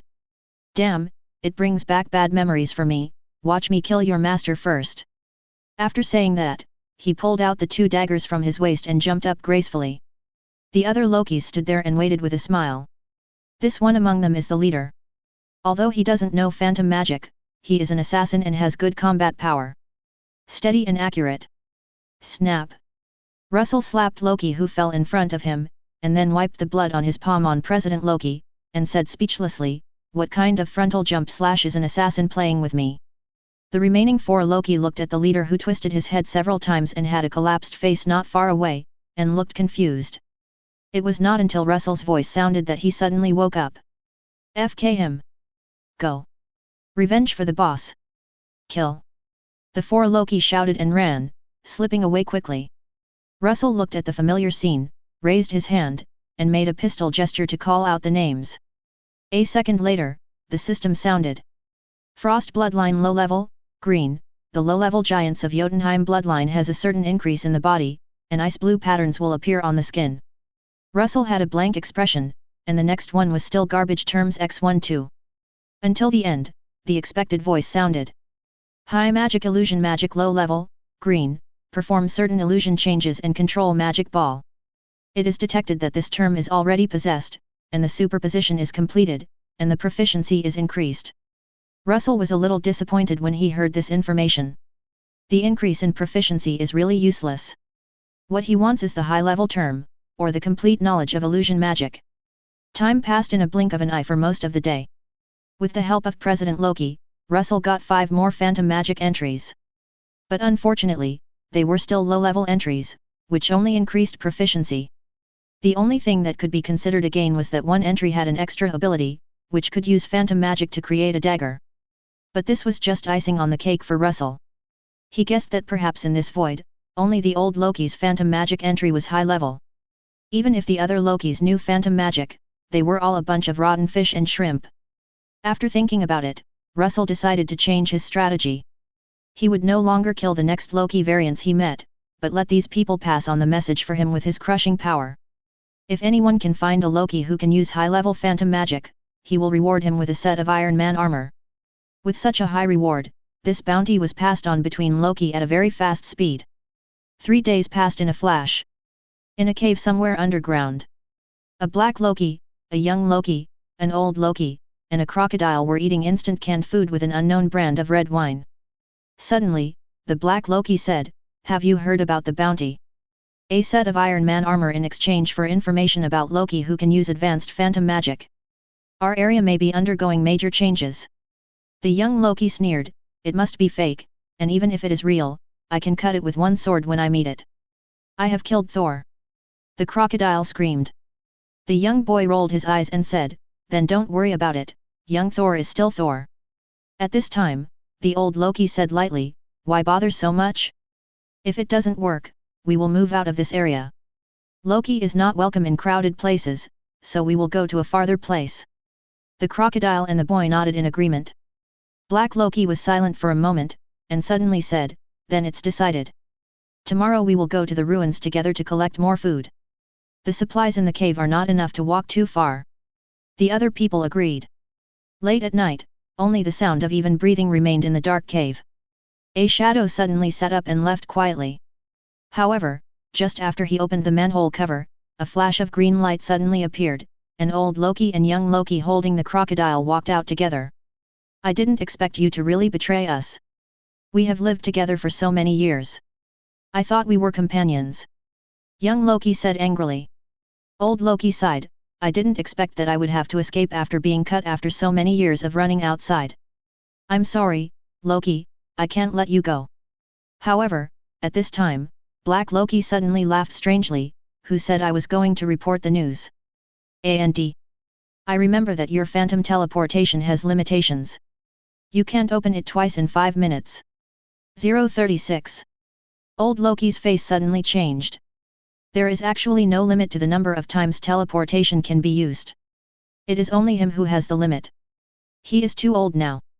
The giants of Jotunheim are not like the Aesir, who are a race that gets stronger as they get older. Their strength has declined greatly. After using teleportation now, their mental power cannot support the search for the next space coordinates." He immediately understood everything and said angrily, "So you deliberately showed that you wanted to betray us during dinner. Why?" Black Loki's face twisted when he heard this, and he said angrily, "Why? You actually asked me why. Because you have powerful phantom magic. Because this dead kid has the sword of Vulcan. Because even this FG new crocodile has a FG higher combat power than me. Leaving this area, other places are much more dangerous. I will definitely be the first to die at that time. You don't even consider me." Old Loki looked incredible. The young Loki said angrily, if we hadn't helped you when you first arrived in the void, you would have died long ago. And the decision to leave was made tonight, and you betrayed us before. The Black Loki didn't listen at all, and a grim smile appeared on his face, now you have to die first. After that, he suddenly shouted to the sky, Mr. Red Devil, my mission is completed. Red Devil? Old Loki and young Loki looked at each other, and they saw confusion in each other's eyes. Because the one who offered the bounty for phantom magic is Loki. I've never heard of any Red Devil. Puff. At this time, the sound of space transmission sounded, and a man wearing a burgundy suit, with a devil-like face and a slender and flexible tail appeared. The young Loki pulled out the Vulcan sword behind him, and the old Loki looked alert. The two had an instinctive feeling that the creature in front of them was definitely not a Loki variant. You did a good job, Black Man. The Red Devil smiled and spoke, looking at the Black Loki with satisfaction. Black Loki didn't care at all that he was called ANR, and said flatteringly, Mr. Red Devil, my mission is complete. Next, I can join Lady Cassandra's organization. The corner of Red Devil's mouth slightly raised, definitely. As he said that, the tail behind him suddenly pierced through the head of Black Loki like a flexible whip. No. Looking at the latter's astonished eyes, he smiled and said, you are Loki. What organization dares to accept Loki? Don't you two agree? He said, turning his head to look at the old Loki and the young Loki, and at this moment he did not hide the malice in his eyes at all. Green energy appeared in the hands of the old Loki, and he said with a wary face, you are an outsider. There should be no hatred between us. The Red Devil shrugged, definitely no hatred, you can only blame your bad luck. Also, your illusion is really realistic, but unfortunately it is useless. He said with a sweep of his tail, and the bodies of the old Loki and the young Loki disappeared. And outside the hills a few dozen meters away, the two people who were running away suddenly stopped. In the dark night, a golden spark suddenly exploded. Ruined City. On the top of Stark Building. Russell sat casually on the edge of the building, looking at the night in the distance, without meditation. 3 days passed, and there was no useful news, which made him a little depressed. He didn't plan to wait any longer. If there was no news for another week, he would continue to move north to see if he could get some new entries. You can't just hang yourself on a tree. As for the original plan to establish a base here and take the little wolf girl over, it was also cancelled. Almost all Lokis are too unreliable and have no loyalty. Once I leave, it's easy to have problems. At this moment, Russell stood up suddenly. On the plain in the distance, there was a dazzling green light. But after only a second, the green light disappeared again, as if it was just an illusion before. It's not an illusion. And this scale of illusion magic. Russell stared at the distance and muttered to himself, so it's you. Old Loki. After just a few seconds of hesitation, Russell moved his mind and launched the Venom battlesuit. The next second, the sound waves surrounded him, and his body flew into the air and disappeared into the darkness in an instant. On the rooftop, President Loki shrank his neck as he watched this scene. Another ability, really perverted. After seeing the massacre of a large number of Loki, he had no idea of escaping at this moment. Definitely, mainly because this is the void, there is really no place to run. A few minutes later, as the whistling sound fell, a figure fell to the ground with a bang. Russell stood up and looked around. Although there was no sign of any battle, but he took a few steps forward and lowered his head. I saw a black man with a hammer hanging around his waist, dead at the edge of the shaft. The corpse was full of astonishment in his eyes, and he died with his eyes open. Black Loki. Russell recognized the identity of this man. In Loki, he was a teammate of old Loki and betrayed them in the end. He jumped down the shaft. There was no one in the cave, and the supplies were neatly placed in the corner, without being looted. If it is really here, then the light just now must be the phantom magic of old Loki. So what happened that made him use magic so late, and disappeared in an instant? Russell fell into deep thought. The other party lived in the void for so many years, and lived until Loki appeared and died in Elrios. But now that he has issued a bounty, the other party has an accident. Is it the bounty hunter who wants to capture him? But why are there no traces of fighting? Russell felt that something was wrong, but he couldn't tell what was wrong. However, being able to find this place is also a gain. The next second, his pupils lit up, and hot flames burst out from his body, sweeping everything around him crazily. The flames of thousands of degrees continued to burn and penetrate, and some sand and gravel even melted into magma. It was as if hell was spreading all around. After an unknown amount of time, a shattering sound suddenly sounded. 037. On the dark plain, Ant-Man's skeleton crawled on the ground like a giant beast from ancient times, shocking the soul. Inside the skull, old Loki and young Loki were chained and hung in the air. There was also a woman hanging with them. Cassandra gently scratched the woman's skin with her fingertips, and blood like magma oozed out. She dipped her finger in it and put it in her mouth, with a flash of pain and pleasure in her eyes. After a moment, she suddenly said, "Are you sure it's him?"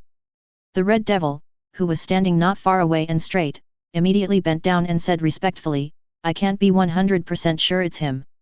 But according to the description of the few Loki spies I recruited, the other party does have the ability to shoot blood arrows from his fingertips. He also showed the magic cobweb, and the power is also exaggerated. As for making fire, I have never seen it before." Cassandra's eyes lit up, a new ability. Then it is more likely to be him. The Red Devil echoed, "Although he has Loki's face, I guess it is probably phantom magic. But because it is too low level, he is looking for high-level phantom magic users. That's him." As he said, he pointed to the elderly Loki. This is the information revealed by the Black Loki. And as early as a week ago, he had won over and deceived the other party. Cassandra said without any concern, "Fake is always fake. This boy who has never seen the world wants all the shabby spells." Old Loki lowered his head and did not refute. But the young Loki shouted with indignation, "Lowly human! You are the one who has never seen the world and don't know the power of illusion magic at all." Cassandra raised her eyebrows, grabbed the young Loki casually, and was taken into her hand through the air, and then her 5 fingers sank into the brain to read the memory. After more than 10 seconds, she sneered, "It's still garbage." "Well, you are also garbage." Throwing the boy away, she looked at the Red Devil and said, "Go as planned tomorrow." "Yes, sir." The Red Devil lowered his head humbly. Stark building rooftop. As the whistling sound disappeared, Russell landed steadily on the ground. President Loki opened his eyes when he heard the voice, and instinctively shrank his neck when he saw it was him. "Hey? Why did I shrink my neck?" He was a little confused. Although he was afraid of him, it had been several days, so he was not so scared when he saw him. "Why do I feel familiar?" President Loki muttered, feeling a little strange, but he couldn't figure it out. The next day, he went to the first floor of the Stark building as he did the previous 2 days to wait and see if there was any Loki with intelligence. But in his opinion, there was no Loki who could use high-level phantom magic. What kind of people are Loki? But it's good to go on like this. Although she looks like a receptionist. But she has no shortage of food and drink. Most importantly, other Lokis are respectful to her. That feeling is so good. In this way, time passed quickly and it was noon. The sleepy President Loki suddenly opened his eyes. He heard the sound of a car approaching in the distance.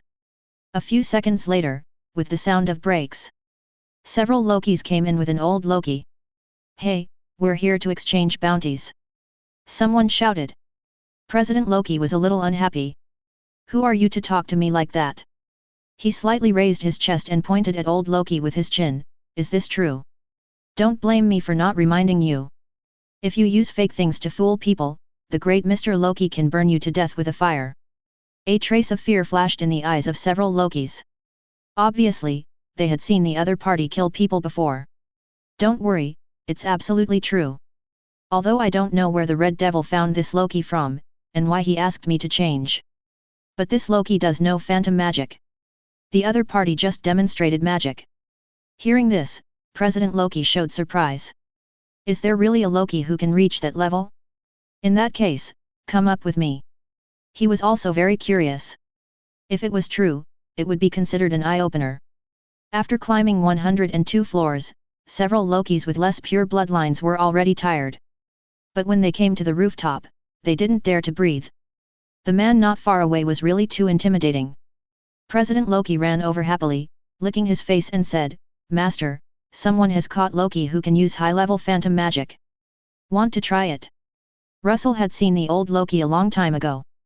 This guy is exactly the same as he remembered, wearing a funny green old-fashioned comic-style battlesuit. Although his hands were chained and his face looked bad, he was indeed the old Loki. And no one knew what the person he was looking for looked like, so it was difficult to fake this. But looking at the tired look of the Lokis who were holding him, his heart moved slightly. It is impossible for these rubbish to catch the old Loki. But then the question came, why didn't spider telepathy trigger? Russell narrowed his eyes slightly, thought for a few seconds, and said directly, give them the iron armor, no need to try. The armor was what he had teleported back before, assembled randomly, and the performance was average. At the moment, no matter what these people want to do, just send them away. If they don't leave, then don't leave. President Loki was confused. Don't you even check the goods? The person opposite is the notorious Loki. But he dared not disobey Russell's words. Without saying a word, he took out the iron armor. The few Lokis who got the armor were very surprised. They didn't expect that they could successfully exchange for the reward so easily. Several people looked at each other, each with their own hidden agenda. However, they did not dare to fight here, and hurriedly left after saying goodbye. Looking at the performance of several people, Russell became more and more convinced that his judgment was correct. These rubbish could not catch old Loki, there must be someone behind the scenes instructing them. And his enemy. At this time, an old voice sounded, young man, you took great pains to catch me and do whatever you want as soon as possible. Don't torture me, an old man. The old Loki looked tired, as if he had already looked down on life and death. Russell raised his hand, and a line of fire as thick as a finger appeared out of thin air, shooting towards old Loki. The next second. Snap! The sophisticated handcuffs were melted through and fell to the ground. Old Loki was surprised and asked, won't you do something to me? Like killing me, or stealing my magic? I know some spells can do that. Russell shook his head and laughed, definitely not.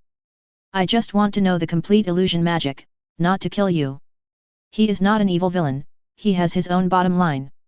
Old Loki can be said to be a rare good man among all the Loki mutations. He avoided TVA all his life, and finally died to help Loki. Yanjeo died. Such a person, whether Loki or not, should not be an entry. Surprise appeared in the depths of old Loki's eyes. Old Loki said, I see, but I have another question. How do you know I can do high-level illusion magic? If you let them go without trying, aren't you afraid of being cheated? Russell smiled, someone once told me that there is a Loki who has the most powerful illusion magic. He is the oldest and has a glorious mission. Old Loki lowered his head, as if touched by this sentence. At this time, Russell asked the inner doubts, I don't know who caught you. I think those rubbish shouldn't have this kind of power. Hearing this, old Loki slowly raised his head, smiled and said, definitely, yes, yes. When? Run. He suddenly seemed to be stuck, and his face began to twist. Half anxious, half smiling, very weird. But he still finished the rest of the words, run, run. Loki. Russell's face changed, and he saw the old Loki in front of him laughing strangely again, it's too late. Your flame smells like Extremis, I remember that smell very clearly. Finally caught you, Russell. In an instant, golden sparks exploded, and a golden portal rotated and opened. Cassandra. Russell's face sank, and he was about to open the portal and escape without hesitation. But at this time, the old Loki suddenly raised his right hand. In an instant, the air seemed to solidify, and Russell could feel an extremely strong restraint on his body. At this time, the portal had been opened, and Cassandra, wearing a yellow windbreaker, walked out leisurely from it. She looked at Russell, who looked like a statue, with a playful look and smiled, you should be proud. You are the first prey that I need to use my brain to catch. For this, I even split my spirit body. You don't know, it is actually very painful, and it is also very troublesome to heal. She waved to the old Loki, who immediately lost all his strength and fell to the ground, and she herself trembled. Hiss, it still hurts a little. She said to herself. Here, the old Loki regained his freedom and lay on the ground breathing heavily. The feeling of the spiritual world being occupied is very painful. At this time, Cassandra tilted her head and looked over, praising, you old guy is also very good. Just now, you were able to briefly snatch control of my body from me. I didn't expect that there was someone like you in Loki. Now I give you a chance, be loyal to me. The old Loki raised his head, his face without any joy, only hatred, you are dreaming. President Loki, who was already scared and lying on the ground pretending to be dead in the corner, could not understand this behavior. He won't agree? Did Thor smash this old guy's brain? Cassandra didn't care. She shrugged and said casually, I'll deal with you later. She then slowly walked to Russell and said with a smile, this time there's no Kong Suit to help you. If you can still run away, I'll help you kill the TVA people. 1, 2, 3, 7, 8, 9, 10. You still can't move. I won, hee hee. At this moment, she was as happy as a child who finally got her favorite toy. But as she was laughing, her expression suddenly changed, with a strong curiosity in her eyes, and she was about to stick close to Russell's face to observe carefully. TVA clearly said that you only have Extremis, but you have so many tricks. When the Hydra Captain, Spider-Man, Mordo and the others die, you can use their abilities. So, baby, how did you steal other people's abilities? I'm really curious. She finally couldn't help it, and her 5 fingers sank into Russell's head. The world changed in an instant. She came to the spiritual world. But the environment here is completely different from what she thought. This doesn't look like a memory scene, but like a huge amounts of church. The marble floor reflecting light, tall stone pillars, and a hazy huge dome.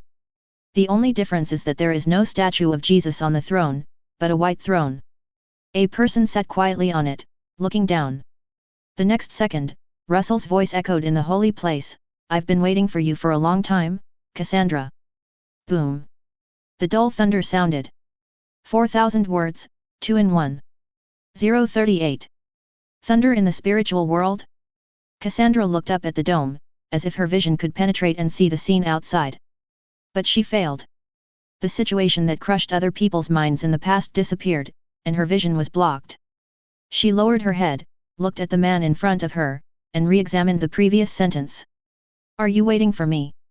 Cassandra raised her eyebrows and showed an interested look. Interesting, so you let me in on purpose. The expression on Russell's face was no longer panic, which was too different from the real world outside. He looked at the crazy woman below and said very seriously, you made a mistake. Cassandra almost laughed out loud, spread her hands, and looked around at the holy place. Are you referring to here? I can indeed feel the power being suppressed, but, you are too confident. Russell shook his head, although this is indeed the graveyard I prepared for you, this is not what I am talking about. Cassandra was really confused this time, and said puzzledly, I think my plan is quite successful. The only surprise is that the old Loki can resist me. But that doesn't matter. When we met, the ending was already determined. Russell shook his head again, it wasn't him either, but last night. Last night? Yes. Why? Russell lowered his eyebrows, and under the shadows, something seemed to be brewing in his eyes. I'm looking for the old man. Loki has another purpose, and you showed me the way last night. Cassandra narrowed her eyes slightly, as if she thought of something. Is there something else there? Yes.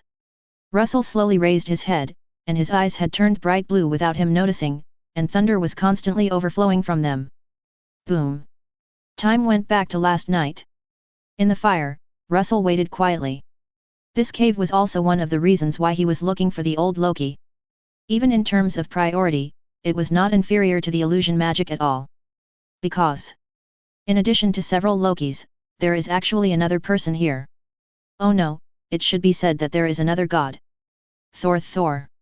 In the footage of the Loki series, it was clearly shown that there was a glass jar in the soil layer of the cave passage. A frog wearing Thor's armor was trapped inside. But that was not a frog. It was Thor who was cursed by a certain Loki to shapeshift. All his divine power was sealed, and even the most ordinary glass jar could not rush out. When the glass shattered, the frog's flesh and blood turned into charcoal in an instant. However, he did not die. The curse has been broken, and the power has returned. In the fire, the scarlet flesh and blood broke through the charcoal-like frog body and was growing rapidly. Then a creepy roar sounded, Loki. This time I will slaughter your entire clan, enslave their souls in the underworld, and Jotunheim will fall into eternal darkness and become history. All 9 realms are mine. Kill. Kill you all. Puff. Sorry. I freed you from the curse, not for you to slaughter. In the fire, Russell held the flaming holy sword and pierced the heart of Thor, who had not yet taken shape. If it was a normal weapon, it would not be possible. But this is a powerful magic weapon from Vishanti, and even Thor, who is intact, dare not let it be cut casually. The angry voice stopped abruptly.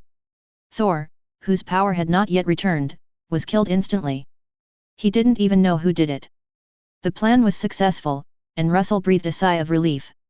Although it only took a dozen seconds from releasing the flame to killing Thor. But it would be a lie to say that he wasn't nervous. This is Thor after all. Fortunately, the other party had been cursed for who knows how many years. Not only was his power returning slowly, but his 5 senses that had not yet shape-shifted back to his original body were also relatively dull. He didn't notice that there were others in the thousands of degrees of hot flames. In short, Russell made the right bet. And high risks bring high rewards. The system voice sounded at this time. The Plunder entry is completed. Asir God Bloodline Royal Family High Level, Gold. This bloodline will be favored by the World Tree and have the opportunity to awaken divine power. At the same time, it can greatly increase physical fitness. Note, Extremis upper limit is increased, Flame blood control upper limit is increased, temperature 6000. Warning, the Asir Protoss is being watched by the hungry shadow ancient god, please load with caution. Russell's face darkened slightly. Shadow ancient god. Isn't this the real murderer of Ragnarok? I didn't expect that this Frog Thor's timeline actually had this thing. No. Maybe it's more than that. Russell narrowed his eyes slightly and suddenly thought of something. In the sacred timeline, Odin let Hela escape and return to Asgard. So that in the end, the god's domain was pierced by the flame giant, causing the predicted Ragnarok. But before that, Odin could have prevented all this from happening. Whether it was killing the flame giant Surti in advance and sealing his head in another corner of the universe, or not putting the eternal fire in the warehouse, or killing Hela back then. If any of these 3 is missing, Ragnarok will not exist. It's like Odin deliberately led things to develop in this way. Although the god's domain was gone in the end, the Asir Protoss did not break the inheritance and rerouted in Midgard, Earth. Although it seems like a conspiracy theory. But this is Marvel, the silly and sweet guy won't survive more than 2 episodes here. Russell rubbed his brows and muttered to himself, I hope I'm overthinking. Thoughts flowed in an instant, and the system's voice continued. Thor Divine Power, Gold, the divine power from Thor. Thor has the power to control thunder. But it is not completely awakening. Note, this divine power can continue to increase. Warning, this entry is loaded as divine power imprinted in the soul. If the soul strength is insufficient, it will be destroyed by the power of thunder. Please load with caution. Excuse me, are you loading? Russell was very grateful for Kong Su's gift at this moment. If it weren't for the other party, I'm afraid I could only look at this powerful entry. The next second Russell decisively loaded 2 entries. As for the gaze of the shadow ancient god, it's like being hunted by the Morlun family after loading the spider totem. Don't be afraid of choking and throwing the baby out. Strength is the only thing. Who will be the food at that time is still unknown. Boom. Boom. Thunder descends, divine power explodes. In Cassandra's shocked eyes, the soul hall at this moment becomes the temple of Thor. 039. At this moment, countless thunders spread. Bathed in it, the ground trembled wildly, metamorphosis became like gold. The stone pillars continued to rise, and mysterious patterns appeared on them.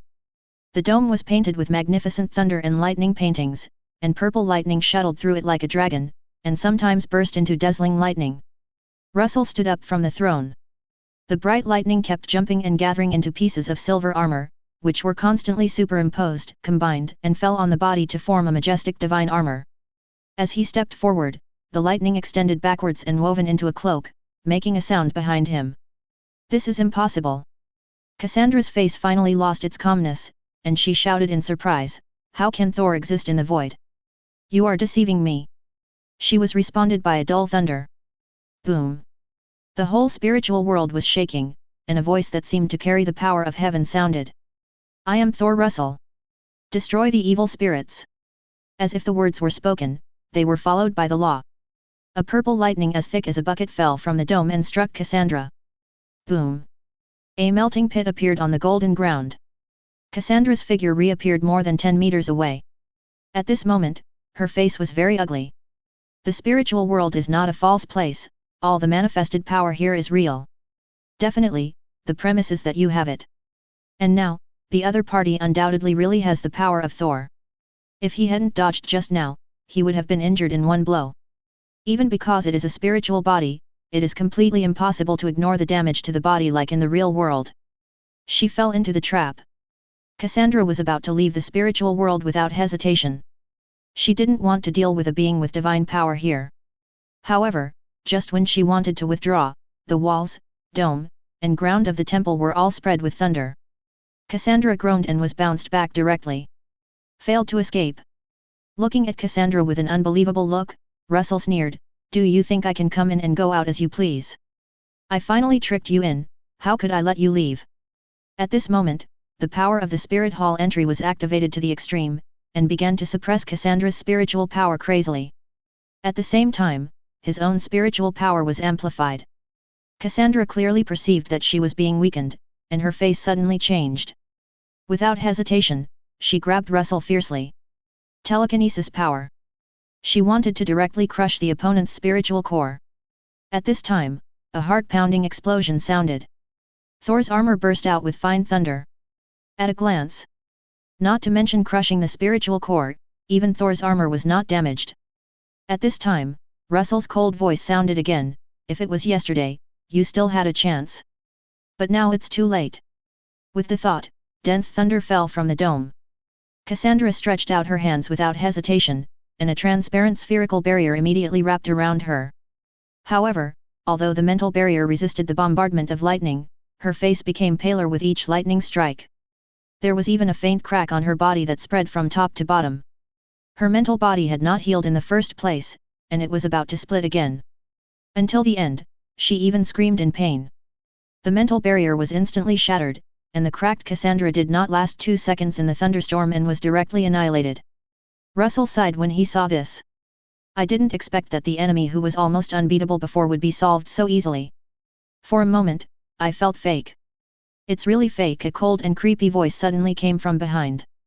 Russell's pupil shrank, and he felt a creepy feeling. Without hesitation, a shocking thunder and lightning exploded behind him instantly. Bang! This attack did not distinguish between friend and foe. He groaned and flew out, and huge amounts of stone pillars were directly smashed. The next second, Russell shook his head and stood up from the stone pestle. Although he looked a little embarrassed, he was not injured. At this time, he looked up and saw a baby with pink and purple skin, ugly face, big head and small body sitting on his throne. And the thunder and lightning that exploded before also left a series of charred and cracked wounds on the other party. "I really hate this. It will bring back bad memories of my time in the womb." Cassandra looked heartbroken, covered her face, and cried, "My cruel twin brother, he strangled me without hesitation. So, I'm dead." "Ah!" The baby screamed shrilly, and the whole spiritual world was shaking. Russell could feel the suppression of the spiritual palace weakening. He immediately realized that he must not continue like this. What he got was not the power of awakening Thor, and it was not so exaggerated that he could crush the opponent. If he delayed any further, I'm afraid something would really change. Thunder. With the summons, lightning struck again. But baby Cassandra disappeared strangely. Seeing this, Russell did not hesitate, and the blue in his eyes instantly turned into flames. Instantly, endless fire was born. At the same time, the baby screamed, and Russell saw the other party's figure appear 5 meters away. "You want to kill me too? You want to kill me too?"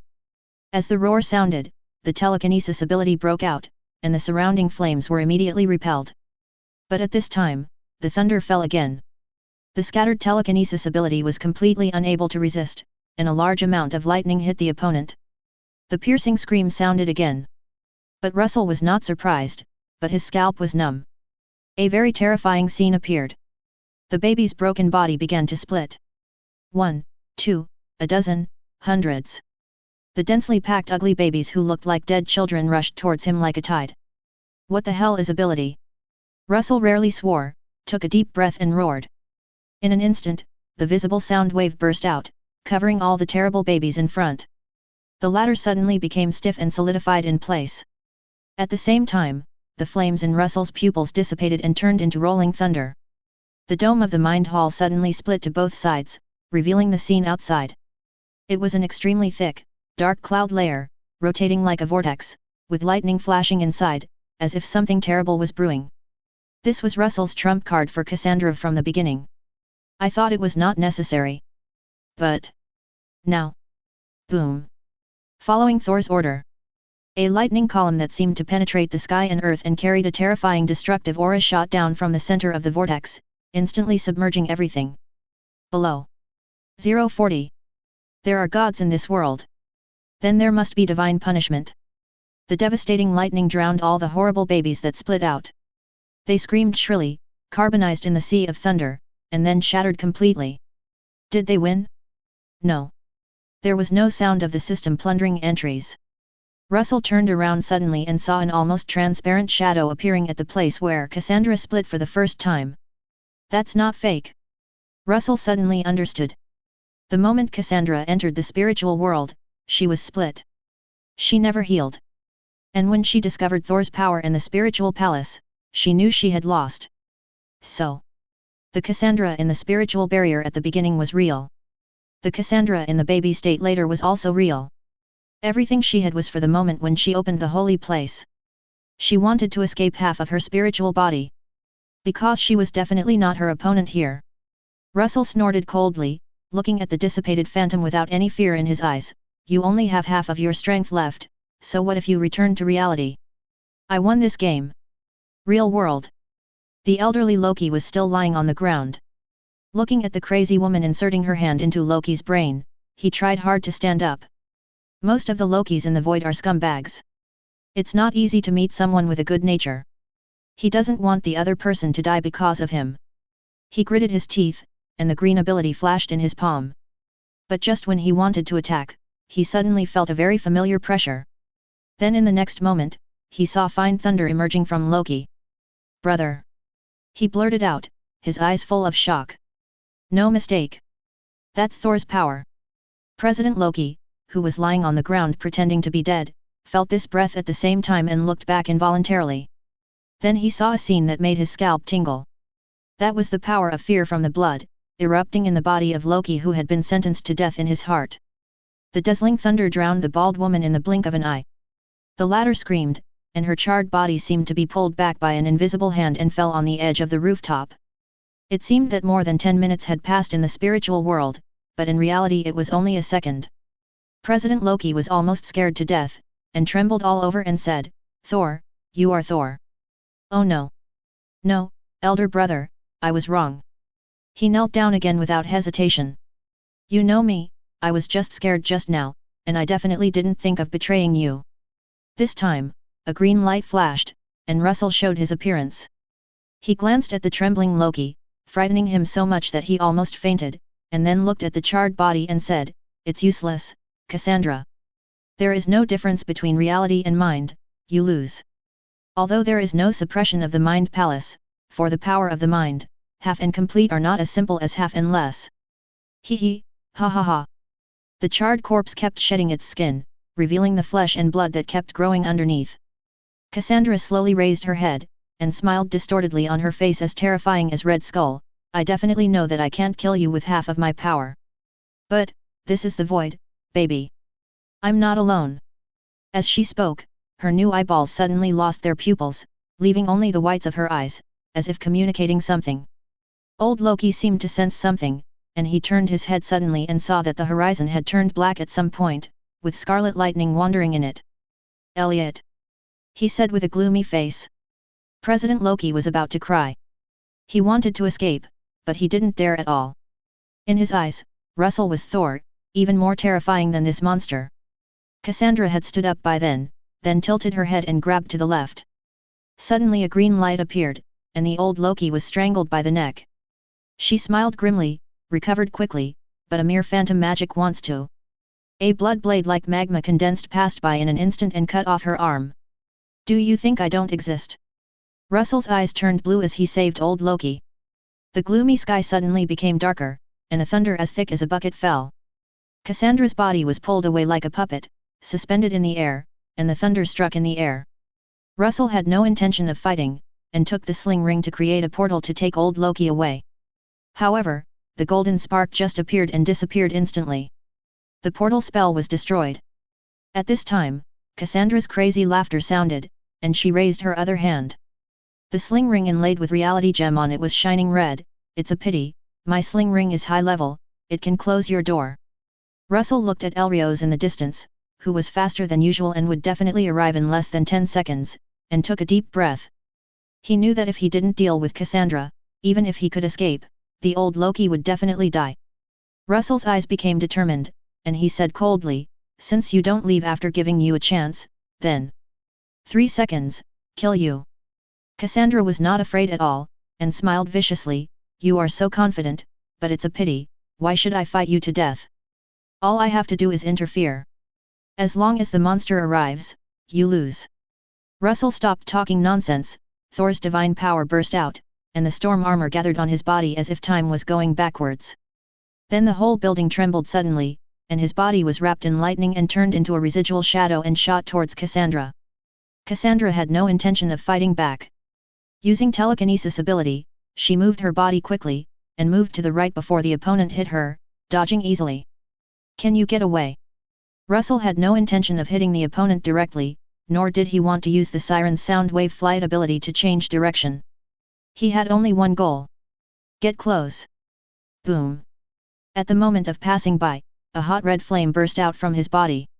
It was as if a blazing sun appeared in the sky, and the flames rolled around and swept around, drowning Cassandra with a smile on her face in the blink of an eye. 041. President Loki on the rooftop screamed after seeing the degree of distortion of the air, and turned his head to find shelter. The elderly Loki's scalp was also numb. Without hesitation, he held up a green magic barrier with both hands to block the flames. Both of them had good eyesight and knew that being burned by the flames would kill them. The surface temperature of the sun is 5,500, which is enough to vaporize the flesh and blood of humans. And the flame controlled by Russell's flame blood is higher than this. The temperature is 7,000. This moment is no different from the appearance of the sun. But the next second, the sun did not expand, but collapsed inward. Russell used the power of the fireman to compress the flame. But the same ability is completely different in the hands of different people. The fireman can only barely increase a few hundred degrees. But under Russell's control, the high temperature of 7,000 rose straight to nearly 10,000 degrees, and the color of the flame turned blue and white. At this temperature, even steel will be vaporized instantly. 1 second later, the sun went out. There was nothing left except the suspended reality gem. Russell was in a state of jumping and moving.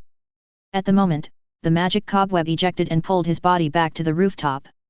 President Loki immediately ran over with a flattering look on his face. But before he could speak, a dagger appeared in Russell's hand and pierced his heart directly. Faced with this very Loki's behavior, the latter showed a look of astonishment, but his palm stabbed towards Russell like a knife. However, Russell just continued to slash the dagger to the right, and President Loki's left shoulder and arm were cut off. You are that crazy woman. The elderly Loki immediately realized that he was possessed. The flames killed the woman's body, but her spirit escaped and possessed President Loki. At this time, President Loki no longer pretended, and a vicious smile appeared on his face. Haha, you can't kill me, Russell. Really? Russell grinned with a sincere smile and asked, you are waiting for Elrios, so why not guess what I am waiting for? Cassandra blinked, not quite understanding. Seeing this, Russell grinned, it seems that you are not as smart as you think. The so-called 3 seconds to kill you is actually a lie to you. I just let you deliberately delay time and not escape, otherwise I really can't do anything to you.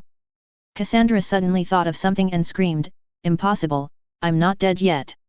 Russell grinned, no, half of you is dead. You chose it, idle.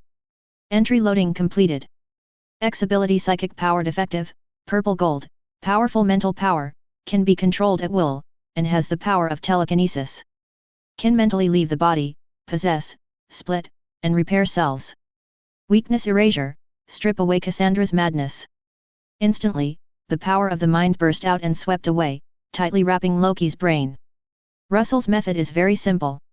As long as Cassandra's mental power is blocked from leaving the brain, the other party will die with the body. This is the weakness shown by Cassandra in Deadpool 3, and it is also the only way to kill the other party at present. Loki's eyes finally panicked. She wanted to get out of this body, but her brain was completely blocked by the power of the mind. What's even more desperate is, originally, the half of her lost mental power could have fought against herself. Now with Russell's own mental power, there's no need to think about it. At the moment, no matter how it hits, it won't move at all. She has no way to escape. Any last words? Russell looked into Loki's eyes, as if he could see the twisted face deep in his pupils. Cassandra didn't beg for mercy. After vomiting blood, she showed a crazy smile. Death is just eternal sleep for me. And you, my ability successor. I curse you to never have peace. I will hover in your mind every midnight. I will make you the next me. Ha ha ha. She laughed hysterically, without any fear of death. Russell showed a mocking look at this, and the corners of his mouth slightly raised. It's a pity to disappoint you. Don't you feel that there is no madness in my mental power? Cassandra was stunned, and then perception. The next second, the smile on her face disappeared, and turned into impotent rage. No. No. How can you give up that madness? You don't know how cruel and boring this world is, only madness. Puff. The voice stopped abruptly. Russell crushed Loki's neck directly, and said with disgust, noisy, let you talk endlessly. As soon as the voice fell, he turned his head and looked forward. The elderly Loki had stood on the edge of the building without knowing when, facing the incoming attack of Ilias, and laughed, I won't run away this time. Let's go, Thor, staying here is my glorious mission. As soon as the voice fell, the dazzling green light burst out from the palm of his hand, and then soared into the sky. Boom! The golden Asgard in the memory rose from the ground, and this moment was perfectly reproduced, without a millimeter difference. Thunders were mixed in it, as if summoned by Thor. Russell looked at this scene with some sighs. Although I have seen it on the screen before, it is far less shocking than seeing it with my own eyes. Old Loki has been displaced all his life, but he will always remember what his home looks like. At the moment, it was as if he was completely in Asgard. However, Russell looked at the furious Elrios who failed to devour the Asgard building and said lightly, I don't like tragic things. As soon as the voice fell, a portal opened out of thin air under his feet. Russell fell into it, and at the same time, 2 purple magic cobwebs shot out from it. Old Loki let out a very Loki-style ah and was dragged into it with the reality gem. The next second, the moment Elrios devoured it, the portal closed. Only the furious roar echoed in the ruins of the city. 042. Elrios' weakness is too obvious. As long as you go deep underground, this time monster will not be able to find anyone. In the cave, the old Loki sat on the ground with a confused look on his face.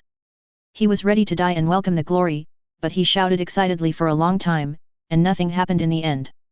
However, despite the embarrassment, he turned around and asked, Thor, if I died just now, could I go to Soul Castle? Russell observed the reality gem in his hand, without raising his head, and said, the void is outside the real dimension, either the negative dimension or the chaos dimension. If you are inspired by the Soul Castle, not only will you not be able to get there, but you will also fall into a strange corner. Definitely, the more likely scenario is that you will be swallowed by Elrios and nothing will be left. The old Loki looked dazed. Russell didn't care what he was thinking, and the system prompt sound in his mind had already sounded. The looting entry is completed. Spell, portal, purple, the entry is repeated, integrating, spell, portal, purple, the speed of opening the portal is accelerated. Note, this entry can be upgraded further. X ability, psychic power, defective, purple gold, the corresponding entry is detected, integrating, integrate completed. X ability, psychic power, gold, the psychic power is stronger than Professor X, the mental body is stronger, the telekinesis ability is improved, and you can invade other people's mental world by touching. You can mentally leave the body, possess, split, and regenerate cells, you can regenerate using only one cell. Weakness erasure, strip away Cassandra's madness. Looking at the entry information, Russell smiled with satisfaction. The combined Cassandra entry is undoubtedly more powerful. In addition to the abnormal telekinesis ability, invading the mind is also a good skill. Cell regeneration is even more surprising. At the same time, he also understood why Cassandra reappeared in her own body instead of occupying someone else's body. Because as long as she leaves her body cells in the base, it will be fine.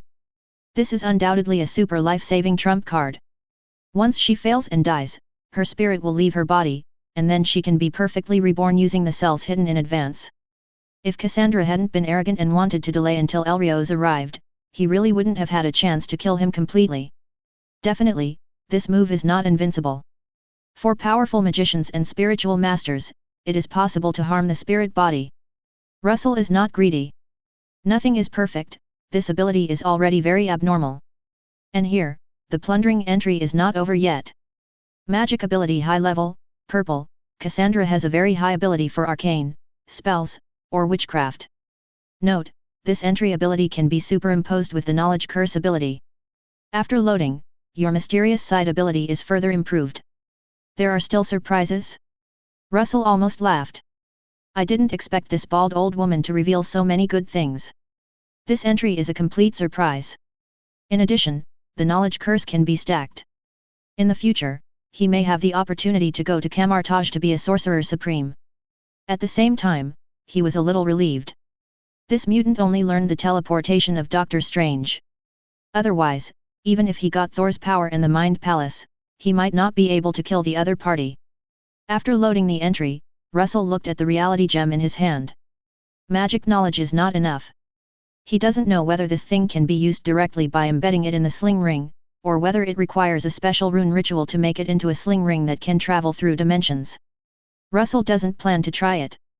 Anyway, the time tablet will be unlocked soon, so there is no need to rush.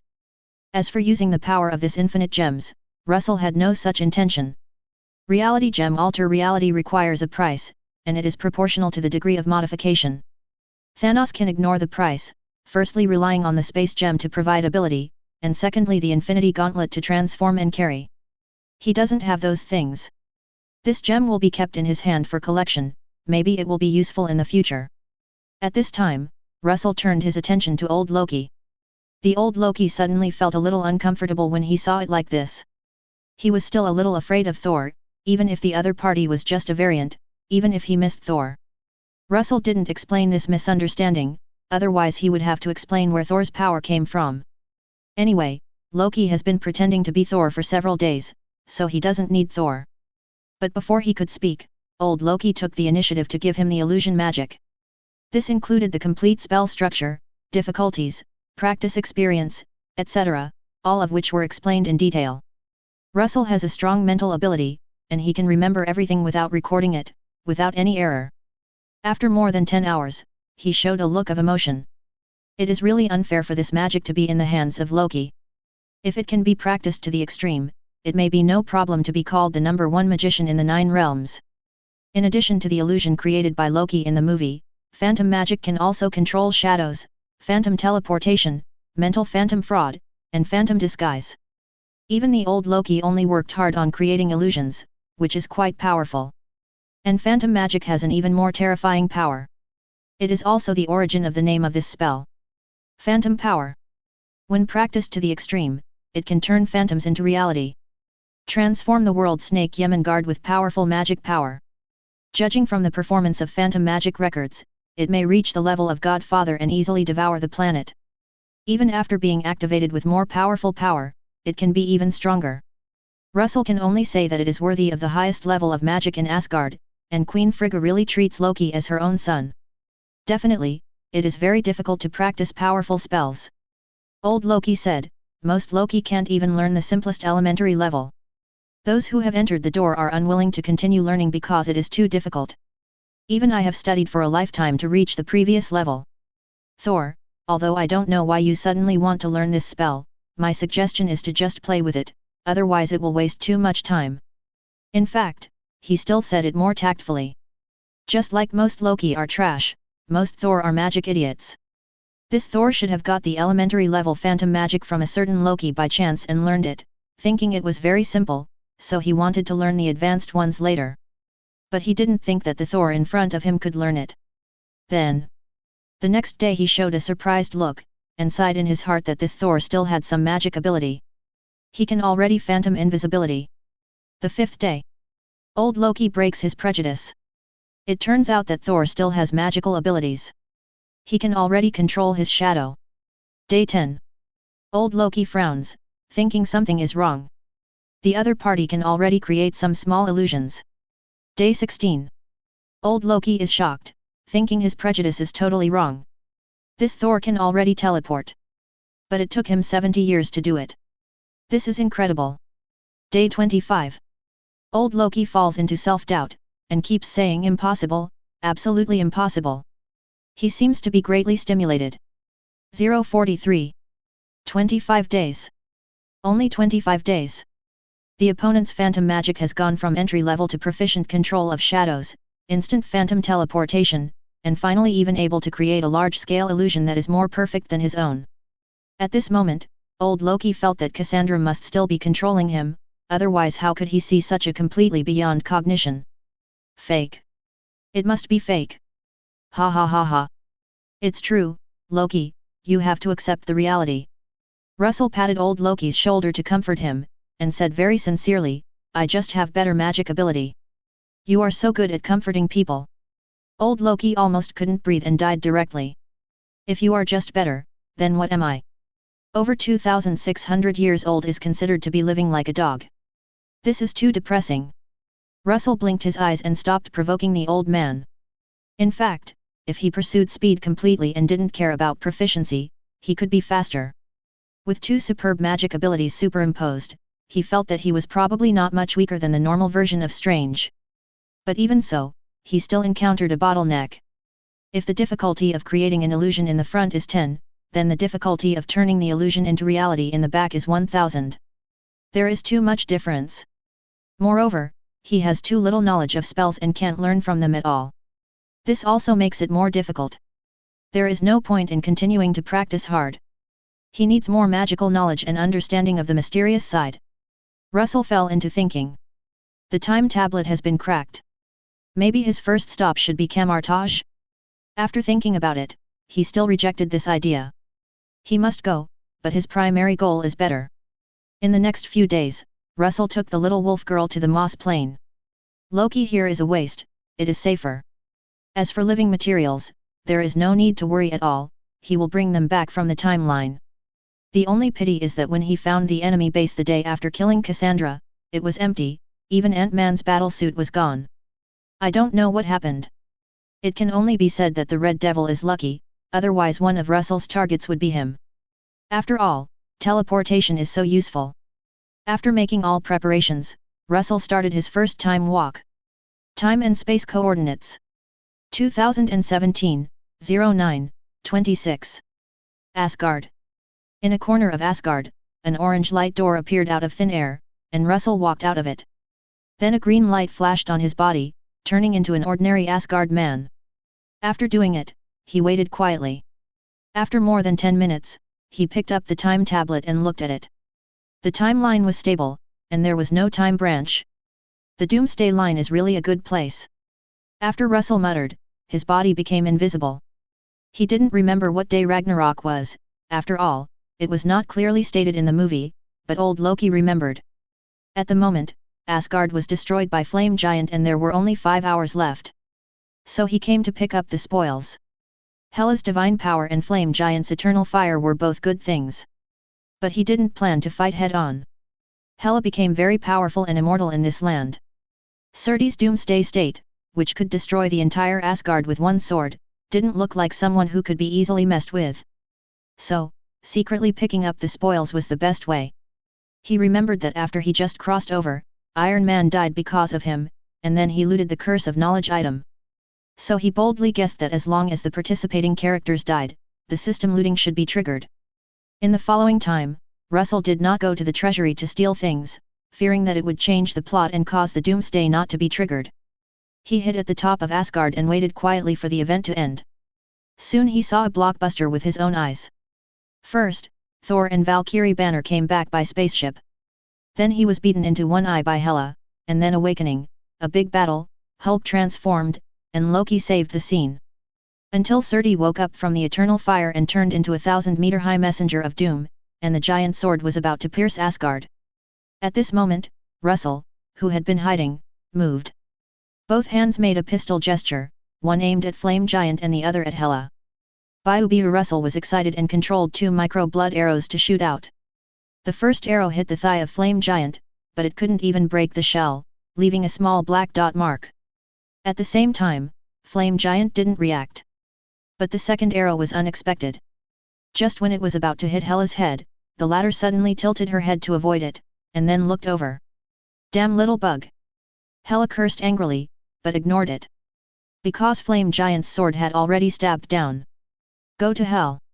She roared, and an obsidian spike constructed by the power of death shot up into the sky, trying to stop Flame Giant. Seeing this, Russell stopped hesitating. Although he didn't hit Hela, he was also involved. He teleported directly to a room in the leader's spacecraft. Phantom teleportation can be spatially located, and does not require a picture in the mind like camartage teleportation. Then he walked out of the hatch and quickly mixed into the crowd. He was afraid that when he left, the timeline and system could not be plundered. Beside the porthole, Loki looked at a refugee who was rude and forced to squeeze in, and felt a little unhappy. What identity is standing next to him? However, as a hero, he smiled very friendly and stepped aside. After he finished, he thought the man would thank him. As a result, he was rejected without even looking at him, and he was immediately furious. Loki's mouth twitched, and he planned to punish this ignorant civilian after Thor left. At this moment, Asgard exploded. The dazzling light bloomed in the universe for the last time. Asgard is gone, Thor said with some sadness. Loki wanted to comfort his brother, but at this time he heard a puzzled muttering from his side. Something is wrong, why is there no feedback yet? Is it not blown up completely? Flame Giant, you are not full, are you not plugged in properly? The voice was not loud, but Thor and Loki were not ordinary people, so they could still hear it. Thor frowned. As a citizen of Asgard, how could he say this? But although he was unhappy, he didn't say anything. Loki didn't care about that. He had a sneer on his face. If he punished Thor at this time, he would not care about himself. What's your name? Loki tried to imitate Odin's majesty and shouted, what's your intention in saying such things at this time? Russell was depressed, and turned his head to look at the familiar face in front of him and became even more angry. I gave you face, right? Unlucky. 044. Loki had expected a face that admitted his mistake, but the result was the exact opposite. He showed a self-doubting look, turned his head and looked at Thor in confusion. Did I hear wrong? Thor crossed his arms and shook his head. He had originally thought that this civilian would just apologize, and he would not let Loki punish him. But now it seems that this situation can be used to establish authority. Loki saw what Thor meant, and was immediately happy. He turned his head and showed a sincere smile on his face. I didn't hear it clearly just now, can you say it again? While speaking, the green magic power on his palm behind his back had already lit up. As long as the other party started to scold again, he would slap it without hesitation.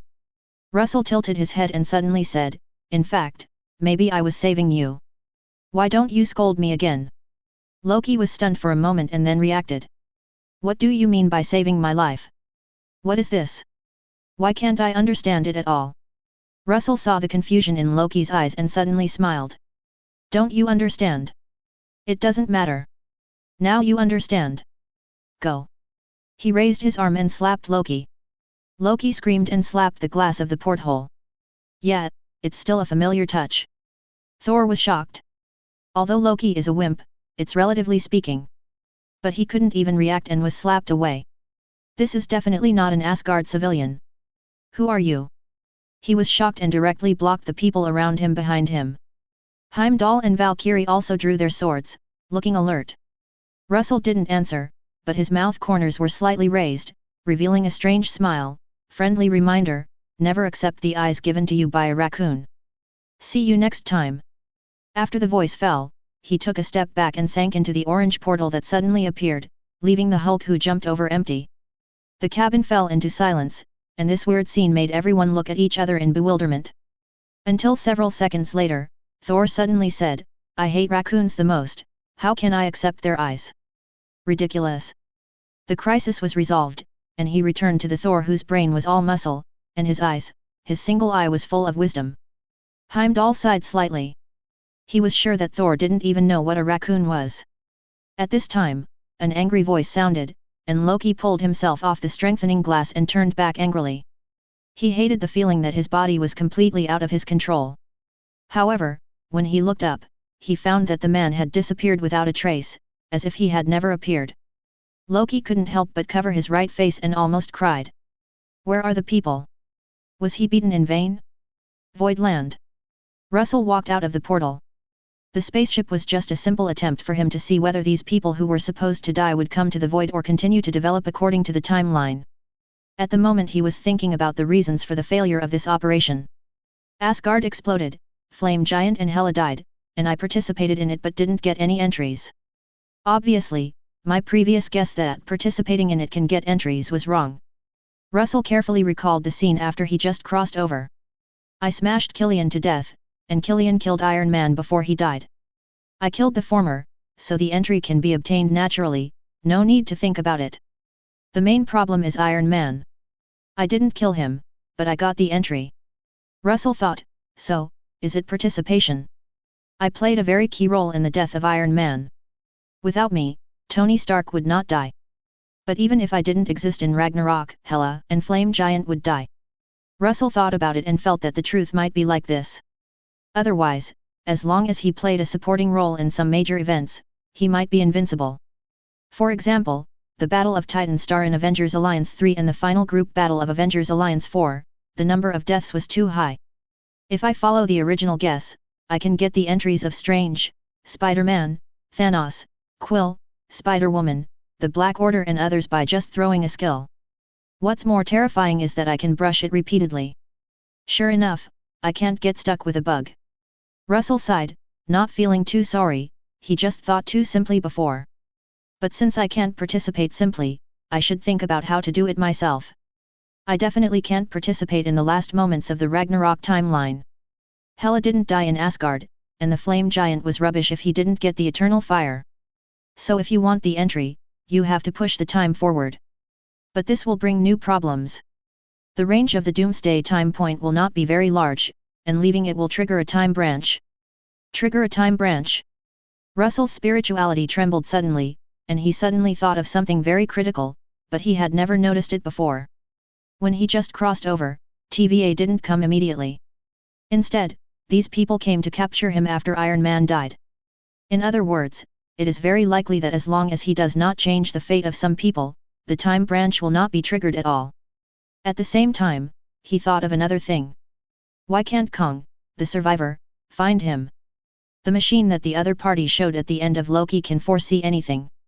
In this case, why not capture him directly, but let Cassandra find him?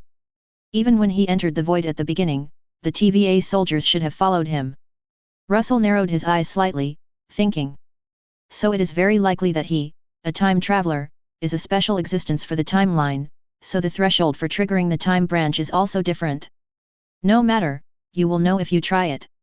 Russell did not hesitate, set the coordinates, opened the portal and walked in again. Inside the leader spacecraft. Loki returned to his rest cabin, looked at his face in the mirror, and hissed from time to time. Just now, he used phantom magic to cover himself in the crowd. At the moment, after removing the disguise, you can see that his right face is swollen. Loki gnashed his teeth, and was furious when he thought about the slap he received for nothing. Damn you, don't let me meet you again, otherwise. What else? Another curious voice suddenly sounded in the rest cabin. 045. The sudden voice made Loki's body stiffen. He slowly shifted his sight and saw through the mirror that a strange man he had never seen before was sitting on a single sofa, looking at him with an inexplicable smile on his face. Who are you? Loki turned around suddenly, and 2 daggers appeared in his hands instantly. Russell said with a smile, you forgot about me so quickly. He raised his left hand and shook it. Loki instinctively covered his right face, his face changed and he said angrily, you are the one who hit me before. You dare to come? Russell smiled and said, don't be so manic, I will think about it when I go back, and I feel a little sorry for you. Seeing the other party's attitude, Loki suddenly felt confident in his heart. He raised his head slightly and sneered, want to apologize now? Humph, it's too late. He rushed over with 2 daggers without hesitation, intending to leave a few holes in the other party. Russell did not move, looking at Loki who was rushing towards him and sighed, can't you Loki change your attack method? Why should a magician be an assassin? He raised his hand and slapped Loki's left face accurately, which seemed to be actively approaching him. Snap! Loki did several very difficult 720 turns in the air, and finally slapped flat on the metal ground with a smack. Russell showed a satisfied look, first slapped his right hand, and then smiled and said, "How is it, now you feel much better?" Loki slowly raised his head, and both sides of his face were swollen evenly. He stretched out his finger with trembling hands, pointed at Russell with grief and indignation, and said, "You are not here to apologize at all." "Hey!" Russell said with a puzzled look, "When did I say I was here to apologize? I just think your right face is swollen, which is unfair to your left face. Just tell me if you still have any complaints about your left face now." Loki almost passed out, took a few deep breaths and suddenly got up from the ground, roared, "I will fight you." He rushed over again. Russell shook his head when he saw this, tisk tisk tisk, still nothing new. He ignored Loki who was rushing towards him, raised his wrist and flicked it in the direction of the hatch. The purple cobweb instantly hit an invisible object, and a burst of green light faded, revealing a terrified Loki. He was still a little confused after the first slap. But he knew from the second slap that this person was definitely not someone he could defeat. So he used the phantom magic without hesitation. But he didn't expect that he would be seen through by the other party at a glance, which made him feel terrified. At this time, a faint voice came. "Your level of phantom magic is too inadequate," Russell said as he shot several cobwebs in succession, directly sealing Loki's mouth and hanging him in the air. Then he waited quietly. More than 10 minutes passed, and nothing abnormal happened. Russell looked at the time tablet, and there was no time branch on it. After thinking about it, he dissipated the spider web that sealed Loki's mouth with his mind, and then walked over with a smile. Loki's face turned pale, and he begged for mercy without hesitation, "Brother, my left and right faces are symmetrical, please let me go. I'll agree to whatever you want." Russell patted his face, which was very soft, and smiled, "Don't be so nervous, Loki.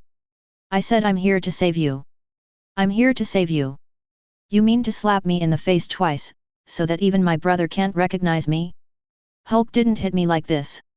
Loki tried hard not to let his tears fall, and forced a smile, "Yes, you are right." He didn't dare to refute, for fear of being slapped again.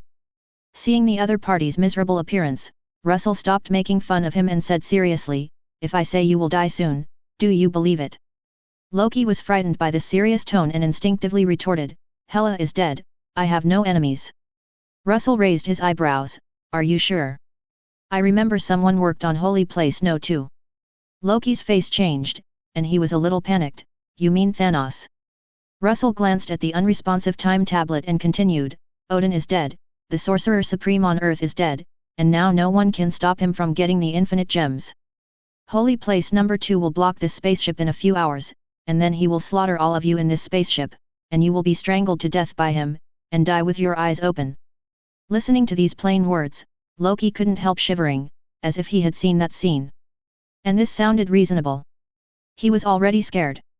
Seeing that Loki believed it, Russell glanced at the time tablet and raised his eyebrows. "There is no time branch yet." After thinking about it, he decided to go big. Russell put on the sling ring, opened a portal directly, and kicked Loki in. Opposite was the rooftop of the Stark building. Then he ignored the other party's shocked eyes and closed the portal directly. However, even so, the time tablet did not respond. Russell frowned slightly and muttered to himself, "It has not been triggered at this level. Does it have to wait until Loki's death time node, and fate will find that Loki is not dead, and the time branch will appear?" The lounge fell silent again. A few hours later, the hatch opened and Loki, wearing a green windbreaker, walked out.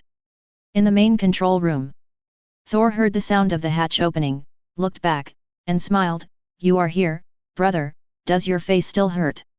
Loki snorted coldly, "He can only run fast, not very capable. If he is slower, I will let him taste the power of the first magician in the 9 realms. You are the one who is stubborn." Thor smiled and didn't point it out. After a pause, he said in a joking tone, "By the way, I thought you would leave. But since you stay, maybe the throne of Asgard." However, before he finished speaking, he saw Loki pointing behind him with a serious face and said, "I don't think it's time to discuss this issue now." Thor turned around suddenly. "I saw a huge amount of spaceship blocking the light of fixed star." Darkness fell. 046. The spaceship in front of him was very exaggerated. The leader of the High Lord was already very huge, but it was nothing in front of the holy place too, which was like a giant beast in the starry sky. This was the real weapon of war. At this time, a harsh alarm sounded in the spaceship. Warning! The spaceship has been locked by high-energy weapons, please jump immediately. Warning! The jump space is blocked and cannot leave the star field. Warning! The spaceship's position is blocked and the escape pod cannot leave the mothership. Warning! Warning! The panic warning was repeated over and over again. Thor's face became extremely ugly, and he slowly uttered two words, Thanos. He didn't know how he was targeted, but he believed that the other party would never come to help the Asgard people. Loki, go and arrange everyone. Thor was suddenly stunned halfway through his words. He saw Loki completely ignoring him, walked to the porthole, and pointed one hand out of the window. Loki, you! Just as Thor was about to speak, he suddenly saw the starry sky light up again. The next second, his pupils shrank and he saw an extremely shocking scene. A flaming sword hundreds of meters long appeared out of thin air, like a meteor, crashing into the huge spaceship below. The mighty force was palpitating even when looking through the porthole. At this time, a hexagonal rigid shield appeared on holy place number 2. Under the impact of the flaming sword, fierce and dazzling sparks burst out from it, and the entire spaceship tilted towards the point of impact. At this time, a purple energy column penetrated the outer shell of the spaceship and hit the flaming sword, which exploded instantly. Loki looked down at his hand, shook his head and disappeared on the spot. Thor was already stunned. This powerful spell, you are really the number one magician in the 9 realms?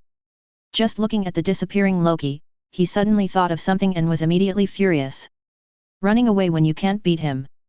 This guy really hasn't changed at all. The next second, his eyes were sharp, he pressed a button on the console, and spoke in the public channel, Asgard, prepare to meet the enemy. Just a dozen minutes later. Blood, corpses, flames, Thor, who had just awakened, fell to the ground with wounds all over his body, surrounded by a large number of Asgard corpses. Ebony Maw walked to a burly figure in golden armor with an ugly face and knelt on one knee, Master, the space gem was not found. And the signal source was lost. Thanos turned slowly and looked at Thor. Ebony Maw didn't need to be reminded, and Thor knelt on the ground uncontrollably with a finger hook, and his body was locked by shape-shifting steel. Tell me, where is the space gem? He asked, controlling Heimdall's golden sword to point at the opponent's chest. Thor instantly understood why Thanos could locate his spaceship. It was Loki who took the space gem from the treasure house. But it was too late to say anything now. He looked at Thanos with hatred, you are doomed to fail, he has already left with the gem. And we haven't lost yet. The moment he finished speaking, a roar sounded, and the Hulk jumped out. Hulk is attacking. Hulk is defending. Hulk is being beaten. Hulk became autistic after being hit by a set of military boxing. Hope is shattered. Thor's expectant eyes turned into despair. Heimdall was ready to snatch the golden sword and teleport Hulk at any time. Thanos took off his helmet, took a look and said lightly, it seems that the gem is indeed not here, kill them all. Next, Loki will be wanted throughout the galaxy and a bounty will be issued. He can't run away. He knew Loki too well, and he was sure that the other party controlled the gem and left the spaceship after discovering his arrival. The only thing that was a little confusing was that the person who had just cast the spell was also gone, and it seemed that they left together. Ebony Maw and Black Dwarf nodded and were about to start, but at this moment a voice suddenly sounded in the shadows in the corner, well, it's true that time branches only occur when the death node is reached. Thanos turned around and looked. Before the voice was heard, he didn't even notice that there was anyone there. Ebony Maw was also shocked. As a user of psychokinesis, he felt that there was only air there even now. The next second, a man in a green windbreaker walked out of the shadows. Loki. Thor first showed a look of surprise, but his face immediately turned into despair. It's over. Loki can't keep the space gem. But at this moment he suddenly heard Thanos say, who are you?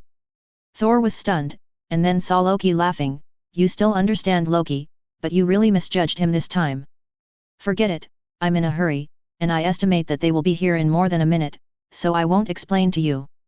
The next second, a green light flashed. Russell no longer pretended to be Loki, and aimed at Ebony Maw with one hand, you are too ugly, so I will kill you first. Ebony Maw snorted coldly, arrogant human, master, let me do it. Crack. Before he finished speaking, his neck was strangely broken, his eyes lost their spirit, and he died directly. Thor's eyelids jumped. He could feel that Ebony Maw's psychokinesis was very powerful, but at the moment he was killed so strangely. What kind of power is this? At this time, Black Dwarf roared, jumped up with a giant hammer, and smashed towards Russell. This blow was so powerful that Thor felt that even he would not dare to resist it. However, the next moment, a more terrifying scene appeared. He saw that the man just clenched his 5 fingers, and the 3-meter-high obsidian star collapsed instantly, and was squeezed into a sphere with a diameter of only more than 30 centimeters together with the giant hammer. Blood dripped out, and the death was even more miserable than Ebony Maw. Thor felt his scalp tingling. At this moment, he didn't know that the Loki he saw in the control room before was the terrifying existence in front of him. At this time, the faint voice sounded again, Thanos, you have 48 seconds to struggle. PS1, at this node, Thanos only has the power gem. In addition, did you see the big guys here? I'm really panicking now. 047. Thanos put on his helmet again, ignoring the bodies of his 2 men. At this moment, there was no fear in his eyes, but there seemed to be a flame burning in them. The next second, a low voice echoed in the cabin, how naive. Young Aesir, I can feel that you are cursed by knowledge like me. Then you should understand how strong I am after living for 1,000 years. As soon as the voice fell, Thanos crushed the alloy ground under his feet, and his body crashed into Russell like a cannonball. Russell's mind moved, and the telekinesis ability burst out. Thor suddenly felt as if he was sealed in invisible ember, completely unable to move. But in his eyes, he saw Thanos roar, a purple gem on the golden glove lit up, and purple energy lines spread to his body. There were bursts of roars around, and he completely ignored the invisible resistance and jumped in front of the man opposite in a few steps. Die! Thanos roared and punched out, and the air around him was sonic boom. Russell knew that the telekinesis ability could not tear the bodies of the Titans apart, so it only formed resistance. But he didn't expect Thanos to be so cruel to him. He actually directly guided the ability of the power gem to act on his body. It was obvious that the other party was not as confident as he said. The instant kill of Ebony Maw and Black Dwarf still made this Dark Titan feel strongly threatened. But Russell was not arrogant. Although he now has Aesir god bloodline, Extremis, and other strengthening, his physical strength is also exaggerated. But a punch with the energy of the power gem should still be respected. He saw his hands overlapped each other, then flipped and pushed forward. Suddenly, golden lines appeared out of thin air, forming a spell shield. Seraphim Shield. Boom! The magic lines collapsed, and the shield collapsed before it lasted for a second. But this is enough. Russell used telekinesis ability to control himself to move to the left, while hot blood spread out from his palm at a high speed and condensed into a sword made of magma, and slashed towards Thanos' neck. Thor saw it and felt that he would not be able to dodge it if it were him, and could only rely on his body to resist. But the next moment, he saw that Thanos actually showed a strong control over his body, twisted his body to avoid the attack, and kicked sideways at the same time. Bang! This kick directly broke the alloy wall, revealing the circuit inside, and bursting with sparks. Russell ignored gravity and half-crouched above the attack point. It seemed like a crisis just now, but spider telepathy allowed him to easily avoid Thanos' 2 consecutive attacks. He looked down at the Dark Titan and grinned, there are still 36 seconds. As the voice fell, green light rose in his eyes, and the shadow under Thanos' feet suddenly came to life. It split into more than a dozen terrifying tentacles, and at the same time wrapped around Thanos' legs. Thor's eyes widened, recognizing that this was phantom magic. But this was Asgard's advanced magic, how could this person do it? And this strength and proficiency completely crushed Loki. Thanos looked down and snorted, it's just weak magic. He said that as he exerted force with his legs, all the tentacle shadows collapsed in an instant and turned back into their original shadows.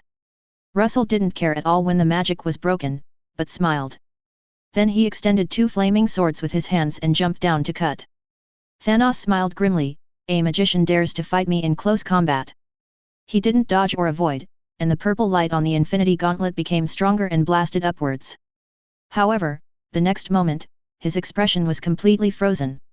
The fist with the power to blow up the spaceship penetrated the figure in front of him, turned into a green light and dissipated, and at the same time, a creepy voice sounded behind him, you are right, why should I, a magician, fight you in close combat? The shadow manipulation just now was just to attract your attention. Thanos' eyes suddenly widened, and he was about to elbow backwards. But it was too late, and his arm froze in mid-air. A cold palm had already sunk into his brain. If it was Cassandra, at the moment, she couldn't do it at all.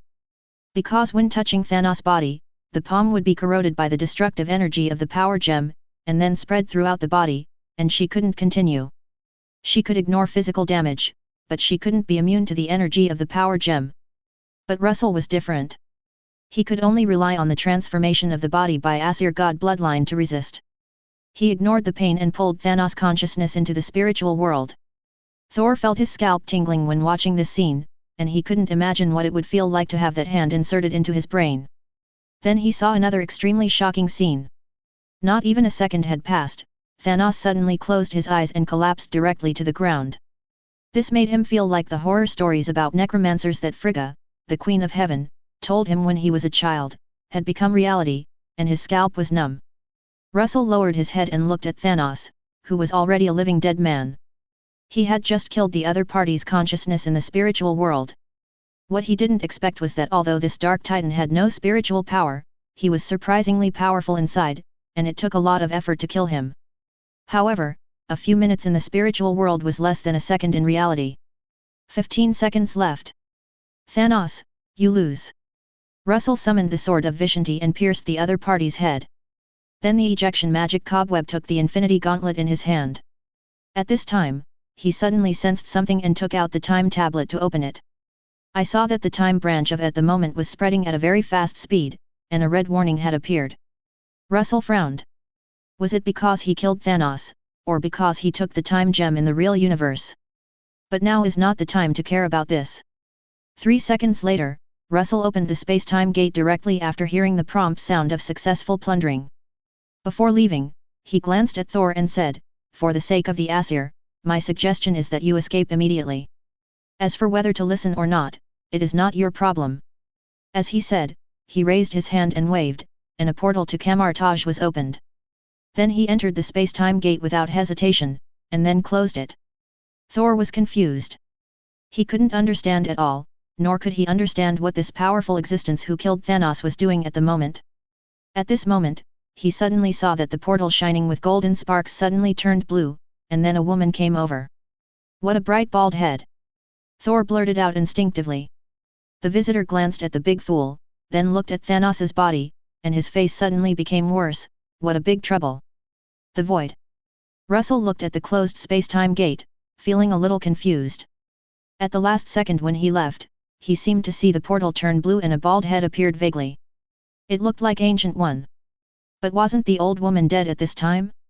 His original intention was to cause trouble for TVA, but now it seems that something strange has happened. But Russell didn't care. Instead, he hoped that the trouble would be as big as possible, because the TVA and Kong the Legacy were the ones who had the headache. Putting down the Infinity Gauntlet casually, Russell looked at the entries he had gained this time. 048. Russell checked with a thought, and the first entry was Ebony Maw. Psychokinesis, blue-purple, different from the telekinesis ability, it is to manipulate objects with thoughts. At the same time, it can also create psychokinesis spikes to torture the mind. Note, this ability can be stacked with the telekinesis ability. Bewitching, blue, cleverly use the power of language to break through the psychological defense line, persuade, seduce and control others, with a certain probability of failure. Knowledge reserve, purple, possess a lot of mechanical knowledge, cosmic common sense, and galactic geographical information. Russell showed a look of surprise. He knew about psychokinesis, but he didn't expect the other party to explode other gold coins. Bewitching is a good ability. Knowledge reserve is a complete surprise. He lacks this, which can make up for the lack of walking on the timeline. But the next Black Dwarf entry is a bit ordinary. Strong, blue, possessing 15 tons of strength, the skin can defend against most physical damage. This entry seems good, but strength is not a direct addition. Instead, it increases the density of flesh, blood, and bones. Otherwise, if you repeatedly brush this entry, your strength will be 100 million tons, and your body will be invincible. With Russell's current physical fitness, it is only slightly enhanced. It is better than nothing. Warhammer expertise, white, proficient in using various Warhammer weapons. Well, this is basically useless. At this time, Russell looked at the most anticipated harvest this time. Titan blood, gold, the blood gene from the Eternals. Possess super strength, endurance, recovery ability, resistance to blows, toughness, and agility. It has a considerable degree of resistance to cold, heat, electricity, radiation, poison, aging, disease, and magic. It can be immune to mental interference, bewitching, and mind control to a certain extent. You can survive in space without eating anything. Weakness erasure, after loading, there will be no alien manifestations, such as purple skin, swollen body, buttocks, and chins. Russell couldn't help smacking his lips, and sighed in his heart, what kind of buff monster this is, no wonder this guy can resist the energy corrosion of the power gem. At the same time, I also understand why it is so difficult to kill him even after he was pulled into the spiritual world. This is simply an invincible hexagonal warrior. If he hadn't tricked the opponent, he really couldn't kill him in 48 seconds. And this is not over yet. The system shows that after loading the entry, the temperature of Extremis has increased again, reaching 9,000. Russell looked at this entry that is currently the only one with growth potential, and felt that he might become a human-shaped sun one day in the future. 15 million degrees may not be a dream. At the moment, the void has come tonight. Russell did not make plans in a row. He is not an Iron Man, and he needs to rest when he needs to rest.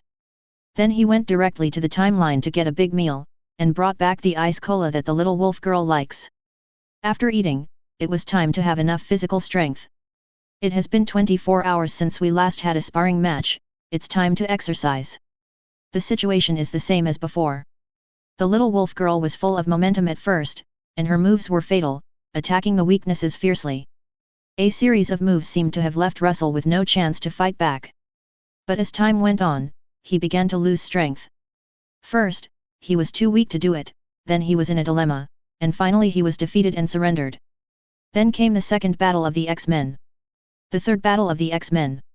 The fourth battle of the X-Men. The X-Men were defeated miserably.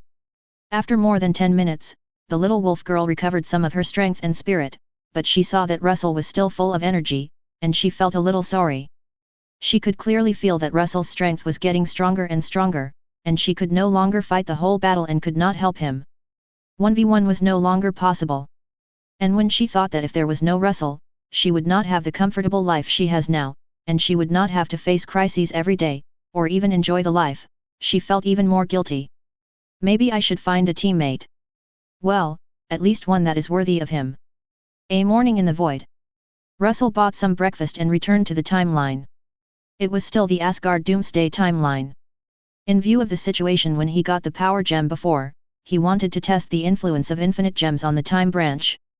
He came to the Asgard treasury in stealth all the way, and he soon found the Tesseract.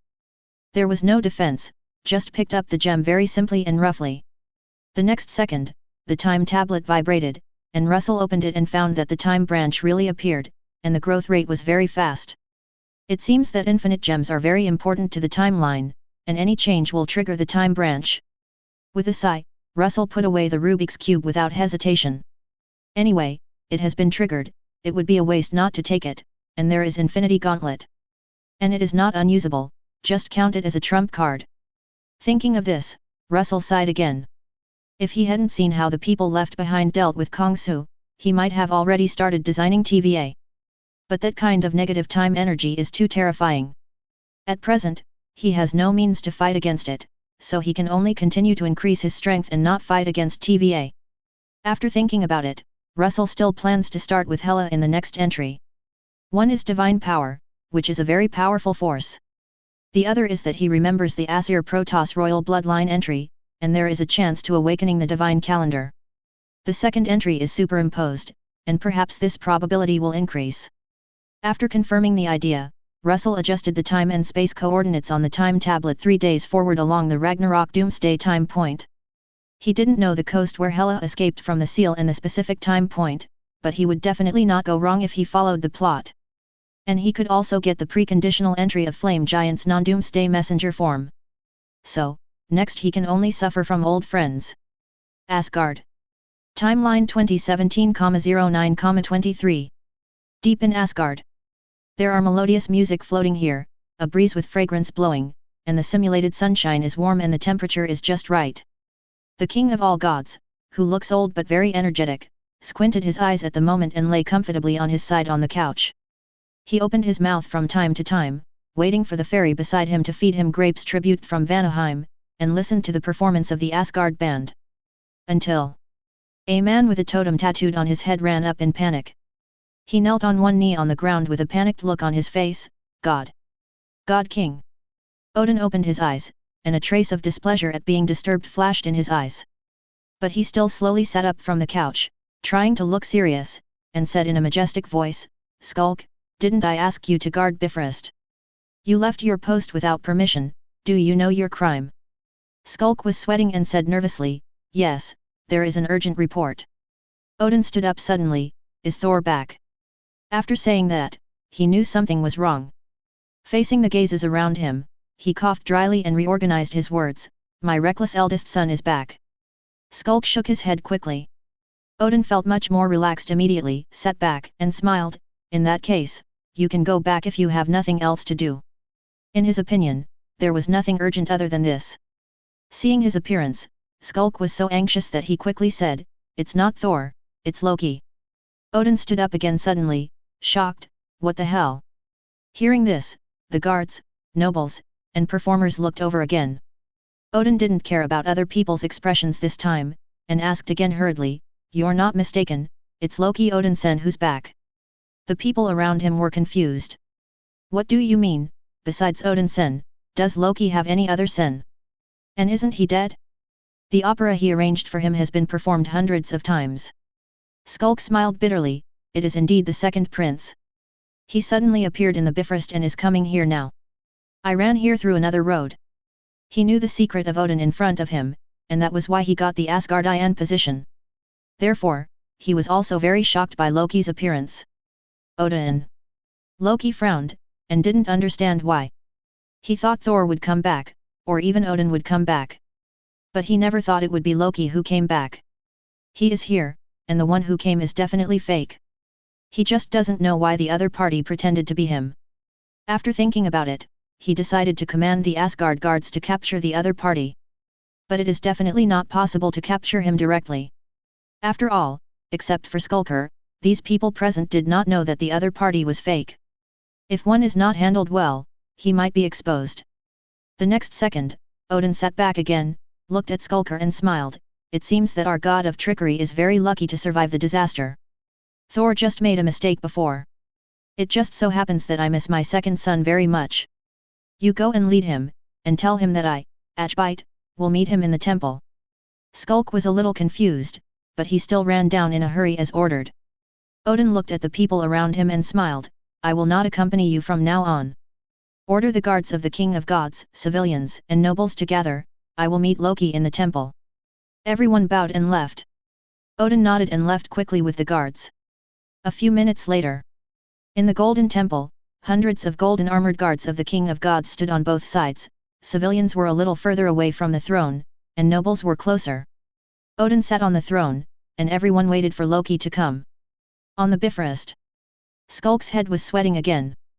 Before, he was worried that Loki, who suddenly appeared, would see Odin before him, but when he walked back, he found that the other party was standing in the middle of the Bifrost.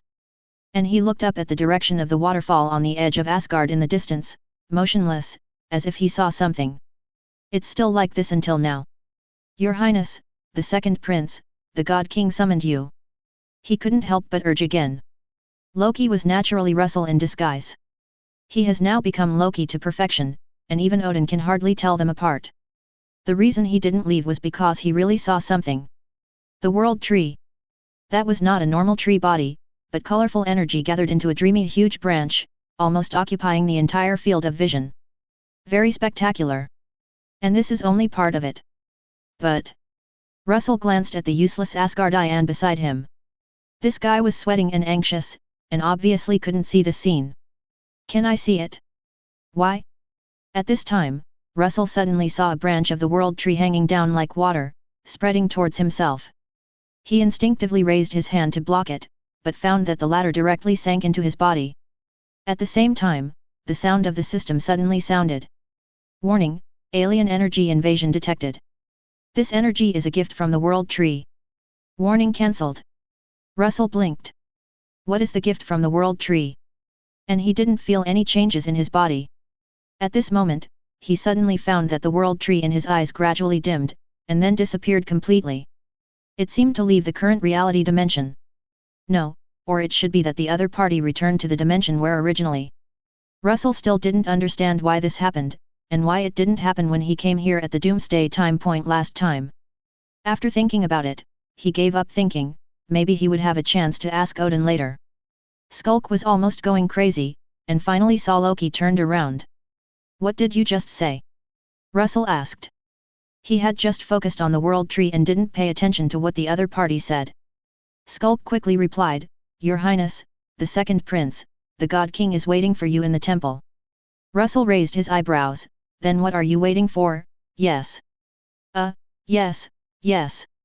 Skulk forced a smile, not daring to say anything more, and hurriedly led the way. A few minutes later, Russell strode into the temple, and did not stop until he reached the throne. Almost everyone in the temple looked over, and their eyes were full of curiosity. After all, before this, Odin had said that Loki had died to save him. On the high platform, Odin stood up, with a loving smile on his face, and said, Loki Odinson, my second son. You don't know how much I have missed you in the past 3 years. After all, Thor told me personally that you are dead. He was not in a hurry, and planned to expose this fake one step by step. Naturally, he would not have to do it himself at that time. However, the next second, he saw Loki pointing at him angrily and shouting, Shut up! You fake! Odin was stunned. What the hell is this? You, a fake, call me a fake? Before he could react, Russell shouted to the people of Asgard under the altar, People of the King of God, you have been deceived. He is not Odin at all. He is a fake. In the crowd, both nobles and civilians were all stunned. The guards of the King of God raised their spears, but aimed at Russell. They were loyal to Odin and would not doubt him because of a word. Loki, who was disguised as Odin, also reacted at this time, and immediately stood up and shouted, Guards, take down this lunatic, he is definitely not Loki. After receiving the order, hundreds of guards went out together. Russell was not panicked at all. He just raised his head and grinned at Odin. Seeing this smile, Loki's heart trembled for no reason, and he had a bad feeling. He could only drink a few more times to boost his courage and let the guards catch him quickly. However, just when the guards of the God King wanted to catch the faker, a green light suddenly flashed and the other party's body disappeared strangely. Seeing this scene, Loki's scalp suddenly numbed. He knew what this was. Illusion magic. This is an illusion, the other party is not there at all. At this moment, a smiling voice suddenly sounded behind him, Tisk tisk, you can't even see through your own magic. Loki almost screamed in fear, and then felt something on his neck. This time he didn't need to look to know what it was. Dagger. His own dagger. Illusion magic, invisibility, dagger. For a moment, Loki felt that he was a fake. The Asgard people under the throne were in a panic. No one expected that this fake Loki who suddenly appeared would dare to kidnap Odin. But why does the opponent's spell look so familiar? At this moment, a more shocking scene appeared. That Loki wiped Odin's face, and suddenly with a burst of green light, the Supreme God King turned into a person who had never been seen before. At this moment, no matter how stupid the Asgard people were, they knew that the previous Odin was fake. The real Odin could not be hijacked. This man didn't even dare to resist a dagger. The crowd was in an uproar. Looking at the expressions of the people below, Loki touched his face in panic, and his face turned pale and he almost fainted. He hurriedly shouted, No, I'm not fake. No, I'm not Odin, I'm Loki. You have to believe me.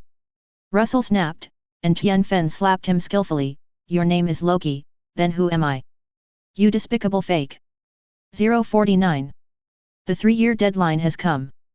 The exiled prince of the gods has returned with magic skills, and like a god descending from heaven, he defeated the evil fake god king, perfectly exposed the other party's conspiracy, and made an indelible and huge contribution to the safety of Asgard. Well, this is the most popular version of the story in the gods' domain today. In the underground cell, Russell was very considerate to arrange a single room for the villain of the story. But the latter shrank in the corner with a pale face, and didn't seem to appreciate it. Russell didn't care, and smiled, "Don't be so scared. Believe me, all this is to save you." Loki touched his swollen left face and felt that his words were somewhat unconvincing. "What are you going to do?" he couldn't help asking. Russell didn't answer, squatting in front of Loki, showing a kind smile.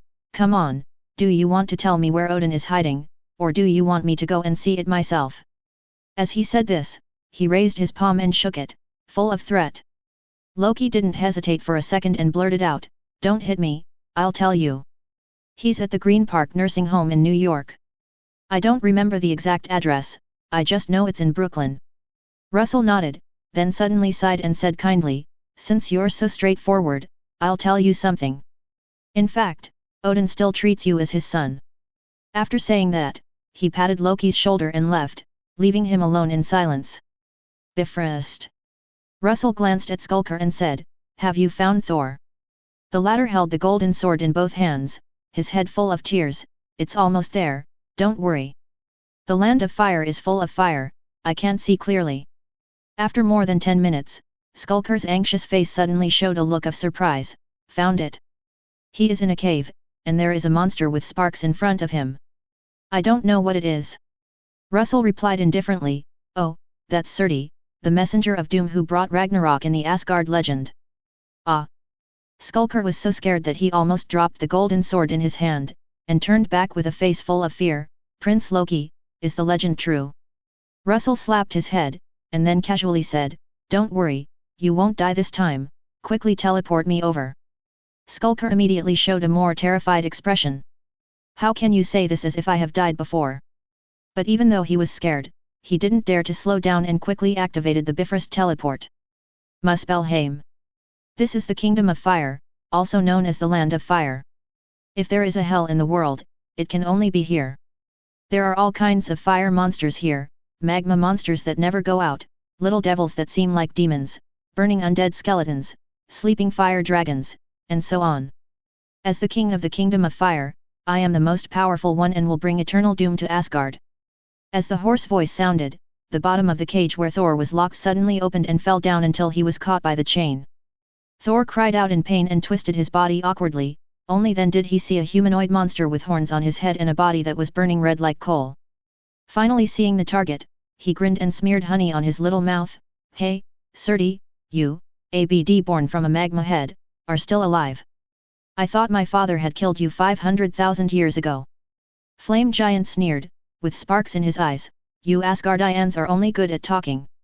Hehe, Odin must have died of old age, otherwise why would he let an ignorant kid like you come here?" Thor laughed, "Don't worry, even if you burn to ashes, Odin will not die. He is the Lord of Asgard, the Father of God, the Guardian of the 9 realms." Boom! A torrent of colorful energy shattered the dome of the cave and surged on the ground. A few seconds later, Thor saw a familiar figure walking out of the Bifrost. "Loki!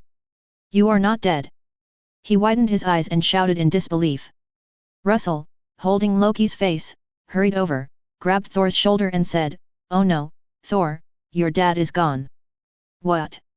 Thor's voice rose 8 degrees, more shocked than seeing his brother resurrected from the dead. At this time, a burst of enthusiastic laughter sounded. "Odin is dead, ha ha ha ha." Thor felt as uncomfortable as if he had eaten shit, and quickly asked, "What's the matter, Loki, isn't your father staying in Asgard well?" Russell shook his head, "That guy in Asgard is a fake, Odin has been missing for 3 years. Surti's laughter stopped abruptly. Thor blinked, thinking that he cried too early. "Missing, not dead." Russell said in surprise, "Didn't I make it clear, your father is gone?" Thor couldn't help rolling his eyes. "Next time, be more accurate, and he is also your father." Russell said seriously, "No, I was adopted." Thor didn't continue to dwell on this topic, nor did he ask how Loki was obtained. At the moment, he said anxiously, "Help me open the chain quickly, so that I can kill this flame BD first." Dream on! Suddenly a roar sounded. The red-hot fire was reflected in Thor's pupils. "Get out of the way, Loki!" he shouted anxiously, summoning Mjolnir who stayed outside. "Damn, it's too late." Thor's eyes suddenly showed despair. Did he have to watch his brother who had just come back from the dead be burned to ashes? Oh no, the giants of Jotunheim didn't even have ashes. At this moment, he regretted that he had just been nagging like a woman, and his eyes turned red instantly. Surti had already revealed a twisted grin, and the flames from the giant sword in his hand were about to devour the two. At this moment, a calm voice suddenly sounded. Why are you like a woman, Thor? What's there to worry about a big waste stripped of the eternal fire? Thor was stunned. If you don't worry anymore, you will die. Then he saw that just when the flames were about to engulf Loki, a magic shield appeared out of thin air to block it. The hot flames were easily blocked outside the shield, and it looked very weak. But Thor knew that Surti's flames were not low in temperature, and even he needed Mjolnir to resist, otherwise he would be burned and injured. But, is this still Loki? In his memory, his brother was just a lousy magician, the only thing he was skilled at was turning into a little snake, and he always liked to use 2 daggers as an assassin. Very stupid. He was completely different from the calm and wise magician in front of him. Could he be fake? As soon as Thor had this thought, he saw Loki suddenly disappear in front of him with a flash of green light, and then the spell shield disappeared. Then the blazing flames rushed towards him. Odin, this is definitely Loki's fault. Thor roared in his heart and took a fire bath. Although his skin could resist the flames, it still suffered some burns. His hair, eyebrows, and beard were the biggest victims, completely gone, burned clean. Surti laughed at this, not considering where the previous Loki had gone. At this time, Mjolnir returned to its place, and Thor suddenly burst into dazzling thunder, breaking off the obsidian chains on his body and rolling out. He stood up quickly and was about to kill the flame giant with a hammer. But as soon as he looked up, he saw an extremely shocking scene. He saw that Loki, who had just disappeared, appeared above Surti at some point, hovering his body, and his hands constructed magic that he could not understand at all. As if he felt the fluctuations of magic, Surti, who was 5 or 6 meters tall, looked up awkwardly. I saw that a sacred sword burning with golden and white flames had taken shape. As Russell pressed down, it penetrated instantly. Surti wanted to dodge, but found that his body was controlled by a completely invisible force and could not move at all. Despicable magician! With the last words, its head was pierced by the holy sword, the flames in its eye sockets went out, and its whole body collapsed into a pile of red-hot stones. Surti is dead. Thor was shocked. After 3 years, how could Loki become so powerful? He felt that he might not be able to resist the magic sword just now. There was a faint palpitating breath in it. Russell fell from mid-air, picked up the crown left by Surti on the ground, and the system sounded in his ears. The looting entry is completed. Flame Messenger Remnant, blue-purple, the Doomsday Messenger created by the Shadow Ancient God with the curse of the Land of Fire has the characteristics of controlling fire, affecting the ambient temperature, and immortality. When the eternal fire is obtained, it will become a complete Doomsday Messenger. Note, the eternal fire must ignite the flame giant crown to have relative power. Weakness Erasure, eliminate the destruction of Asgard, bring the fate of Ragnarok. 0, please give me flowers. Russell was not too surprised by the defective entry, but he did not expect that the eternal fire needed to be combined with the crown to unleash its full power. It seems that it is impossible for him to take shortcuts. If he wants that power, he still has to kill the complete flame giant. At this time, Thor came over, looked at the crown of flame giant and smiled. I thought this thing was its brow bone, but it turned out to be a crown. This thing looks so abstract. Russell glanced at Thor, and then said mercilessly, you'd better look at yourself before scolding it. Thor suddenly remembered something, and raised his hand to touch his head and face in panic. The next second, he showed a look of despair and wailed, my eyebrows, my hair, my favorite golden beard. Russell had no intention of comforting him and continued, if you cry for a while, Odin might really be gone. Thor stopped wailing and finally remembered the business, asking, what happened? And didn't you die before? I saw you stop breathing with my own eyes. Do you know that I cry for you and mourn for you? Russell didn't even blink and made up a story about being rescued by a magician from another dimension. Although it was full of loopholes, Thor believed it again. Then he told him what happened in Asgard, and the great Thor believed it. And he said that he had seen it long ago. Odin was not real, but he just didn't have time to deal with him. Next, the two took the Bifrost to put the crown back to the treasury, and then went to Earth. In front of the Green Shade Garden nursing home. Wearing a hat and sunglasses, Thor looked at the construction site in front of him with a confused face. The nursing home is gone, and a kindergarten is built here. Are you sure it's here? He thought his father might really be lost now. It's all because of that damn imposter. When he returns to Asgard later, he will definitely exile him to the land of fire. At this time, Thor suddenly saw Loki in a black suit looking down at the ground, as if there was something strange on it. He couldn't help but be curious. Taguchi asked, "What are you doing?" Russell said lightly, "I feel the power of magic brewing." Hearing this, Thor immediately showed an expression that "You must be kidding me," and said speechlessly, "Although I don't know magic, this is too much. Where does the magic power come from on the ground? I only saw other people's chewing gum on it." Russell slowly moved a step to the left, and then said, "If you don't believe me, stand here." Thor sneered and stood over without hesitation. He wanted to expose Loki's lies, just like every time before. After his brother came back this time, he not only became stronger, but also became arrogant. This made him feel that it was necessary to let the other party know who the older brother was. Zafe. Just as Thor was about to speak, he fell in with a cry. Then the portal closed, and a business card with an address appeared on the ground instead. Russell didn't even look at it, stepped on it and took a step, and suddenly a portal appeared and passed through. The next second, he rang the doorbell and waited quietly. Holy place, 2nd floor. Strange, wearing a magic cloak, was thinking about how to get there. Pretend to be Bobby in front of Thor. Should he replace the space and move in when the other party knocks on the door? Or hide in the corner of the 2nd floor and suddenly float out to scare the other party? After thinking about it, he felt that maybe he should do both, so that he would appear more stylish and mysterious.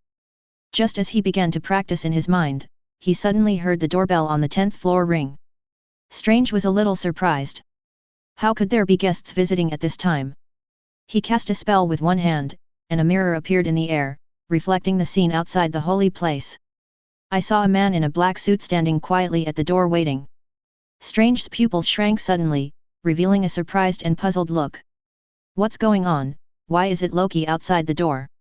No, if it's Loki outside the door, who is in his circular portal? He wanted to open it to take a look, but suddenly found that the person in the mirror Loki suddenly looked at himself. Then he smiled and said silently, "Is this 177A Bleecker Street? I am not in the wrong place, Mr. Strange." 050. Strange's pupils shrank slightly. At this moment, he was very sure that the other party could see him in reverse through the peak spell.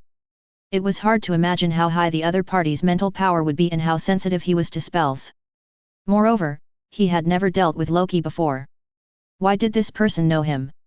Not only that, the most important thing was that after discovering that the Bifrost had fallen, he had used the time gem to peek into the future, so that he could accurately locate Loki's feet.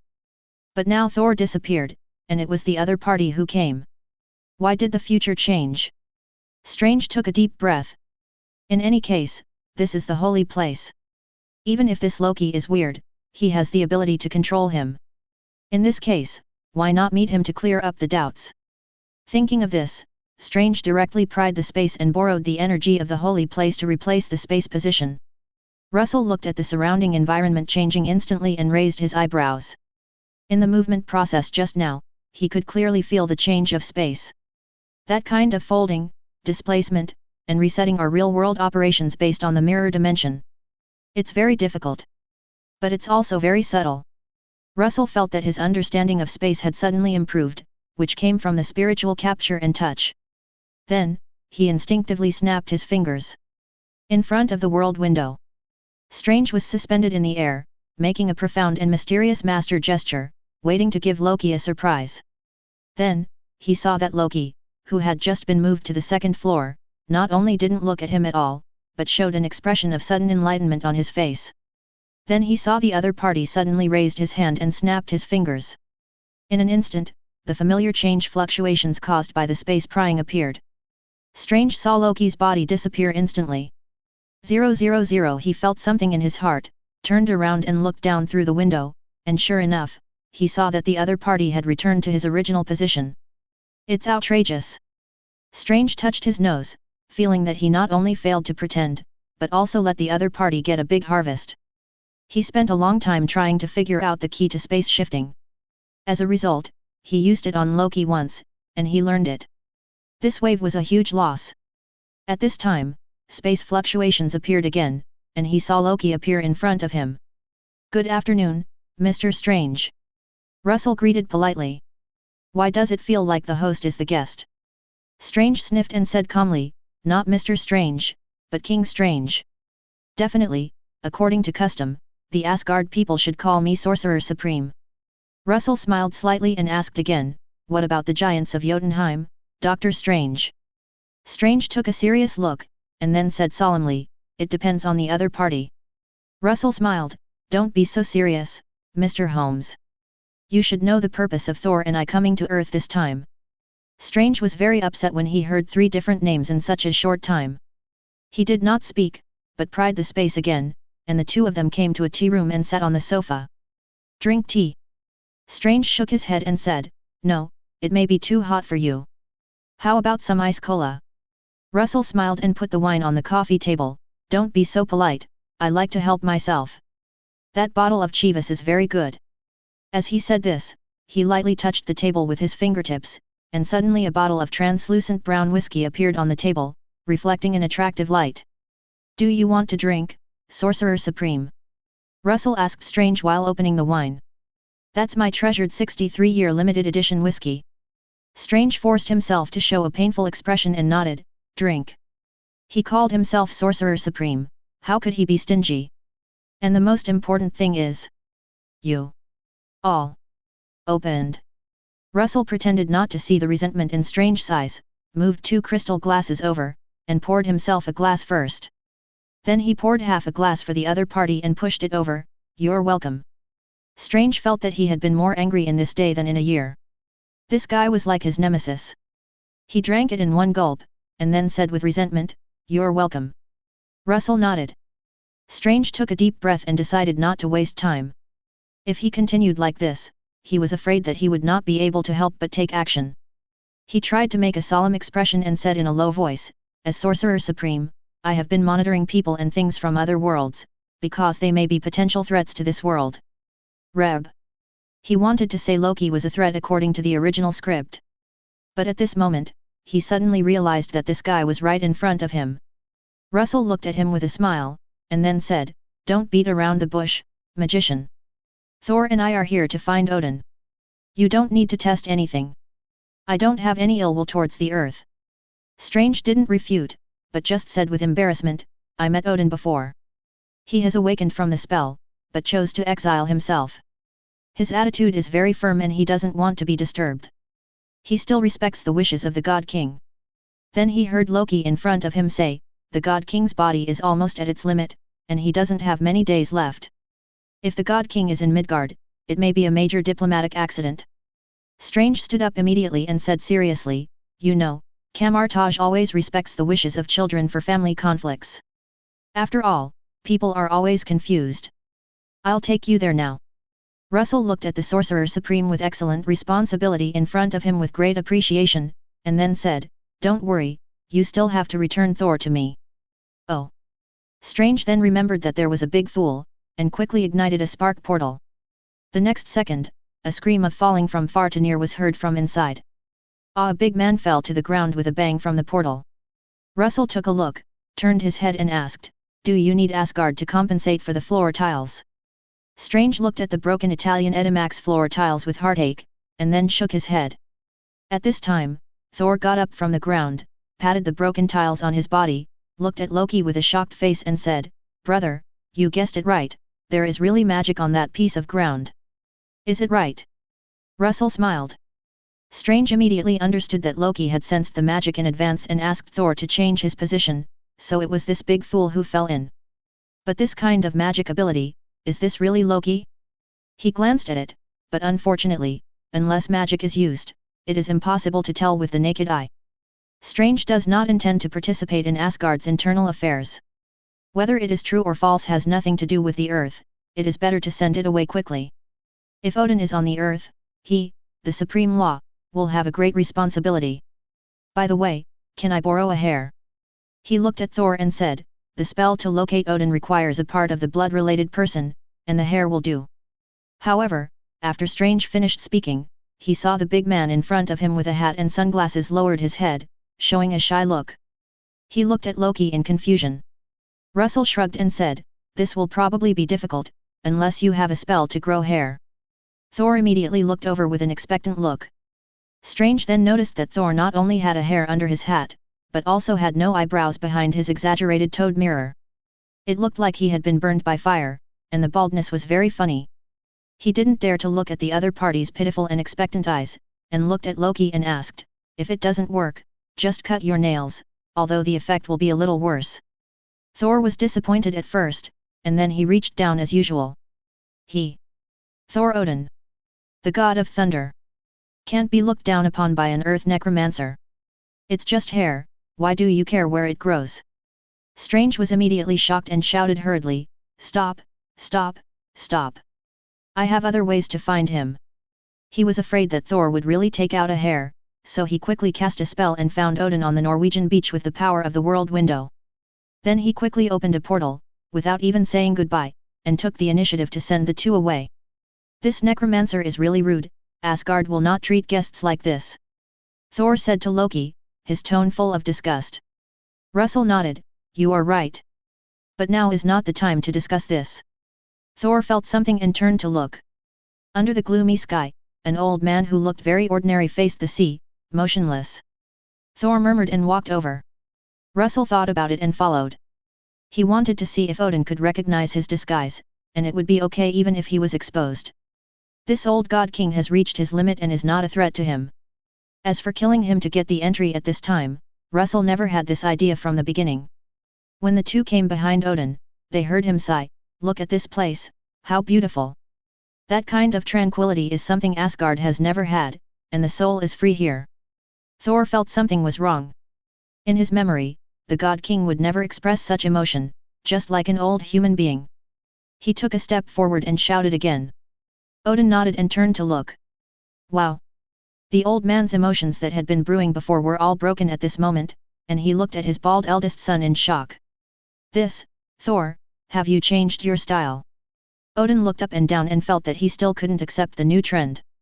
Thor looked embarrassed. "No, it was burned by the flame giant." He became excited again. "You don't know, hey? The flame giant was killed by Loki. His magic power is very strong now. The threat of Ragnarok is gone. Let's go home together, father." Odin was stunned when he heard this. He had already sensed the breath of the flame giant remaining in Thor, but he didn't expect Surti to be killed by Loki. Could it be that in these 3 years, this kid has changed his ways and become a new person? He could not help but turn his head and see a very familiar face. But the next second, Odin narrowed his eyes slightly. Russell smiled and said nothing. Time passed by.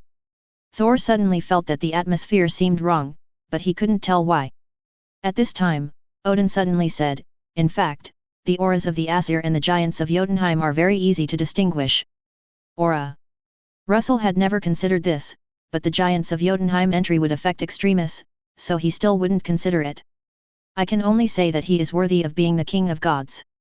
Even if he has almost no power, he can still see through him at a glance. But since he has come here, it doesn't matter if he is exposed."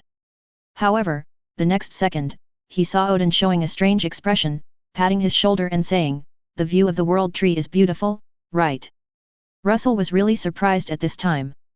Can this old man see the world he has seen appear in the mortal world? Thor asked curiously. At this time, the world tree appears. "Jane told me that the world tree is fake, just an energy channel." Odin shook his head helplessly and explained to his eldest son, "Humans have a narrow perspective, and they even think we are aliens. The world tree definitely exists. It is the foundation of the 9 realms and a gift left by Gaia, the mother of the earth, for our Aesir gods." Thor nodded. He didn't understand. Russell was a little surprised to hear this secret. He knew that Gaia was an ancient god, but he didn't expect that the world tree was created by the other party. He didn't deny it either, and nodded, "I did see it. Magnificent, beautiful, unforgettable." Thor took off his sunglasses at once, his eyes widened and shouted, "Have you seen it?" "No. Isn't that a gift from the Aesir gods?" "I didn't see it, but you saw it." At this time Odin said faintly, "He not only saw it, but also got the gift of the world tree." Thor immediately turned his gaze to Loki. What is the gift? Can it be eaten? Russell answered this stupid question, and 5.5 looked at Odin with some expectation and asked, indeed, a ray of the world tree's energy has entered my body, but I didn't feel any gain. What does it do? Odin looked up at the sky, as if he could see the shadow under the mortal world. After a few seconds, he sighed, that is its recognition of you, and it is also the seed of your awakening power. And compared to the power of blood inheritance, it will be more powerful. In the Asgard records, it is called, the power of the ancestors. As he said this, he showed a look of pity, and said faintly, you need a ceremony to awaken it, but there is no time. Russell sighed with regret, but he was already very happy in his heart. He understood what Odin was saying. Asgard just didn't have time now, but it had time in the past. This was not a problem for him. At this moment, he was extremely grateful for his previous decision. If he had been wasting time at the doomsday point, how could he get such power and secrets? Even if he didn't get the power of death from Hela this time, he would have made a fortune. But I don't know if the gift of the world tree can be brushed. After thinking about it, he felt that it should be impossible. Even if he returned to the time node at that time, he already had the gift of the world tree in his body, and it should not be triggered again.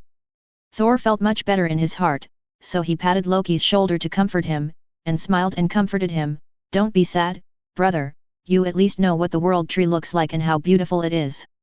Look at me, I only have the power of Thor, but I have never seen it. You are much luckier than me. Russell glanced at Thor. It's okay, let you be happy first. Your smile will be transferred to my face in a while. If you enjoyed this video, please give it a like and subscribe to the channel so you are notified of future uploads. You can find the next parts in the playlist visible on the screen or on my channel. Thank you for watching, and I'll see you in the next one.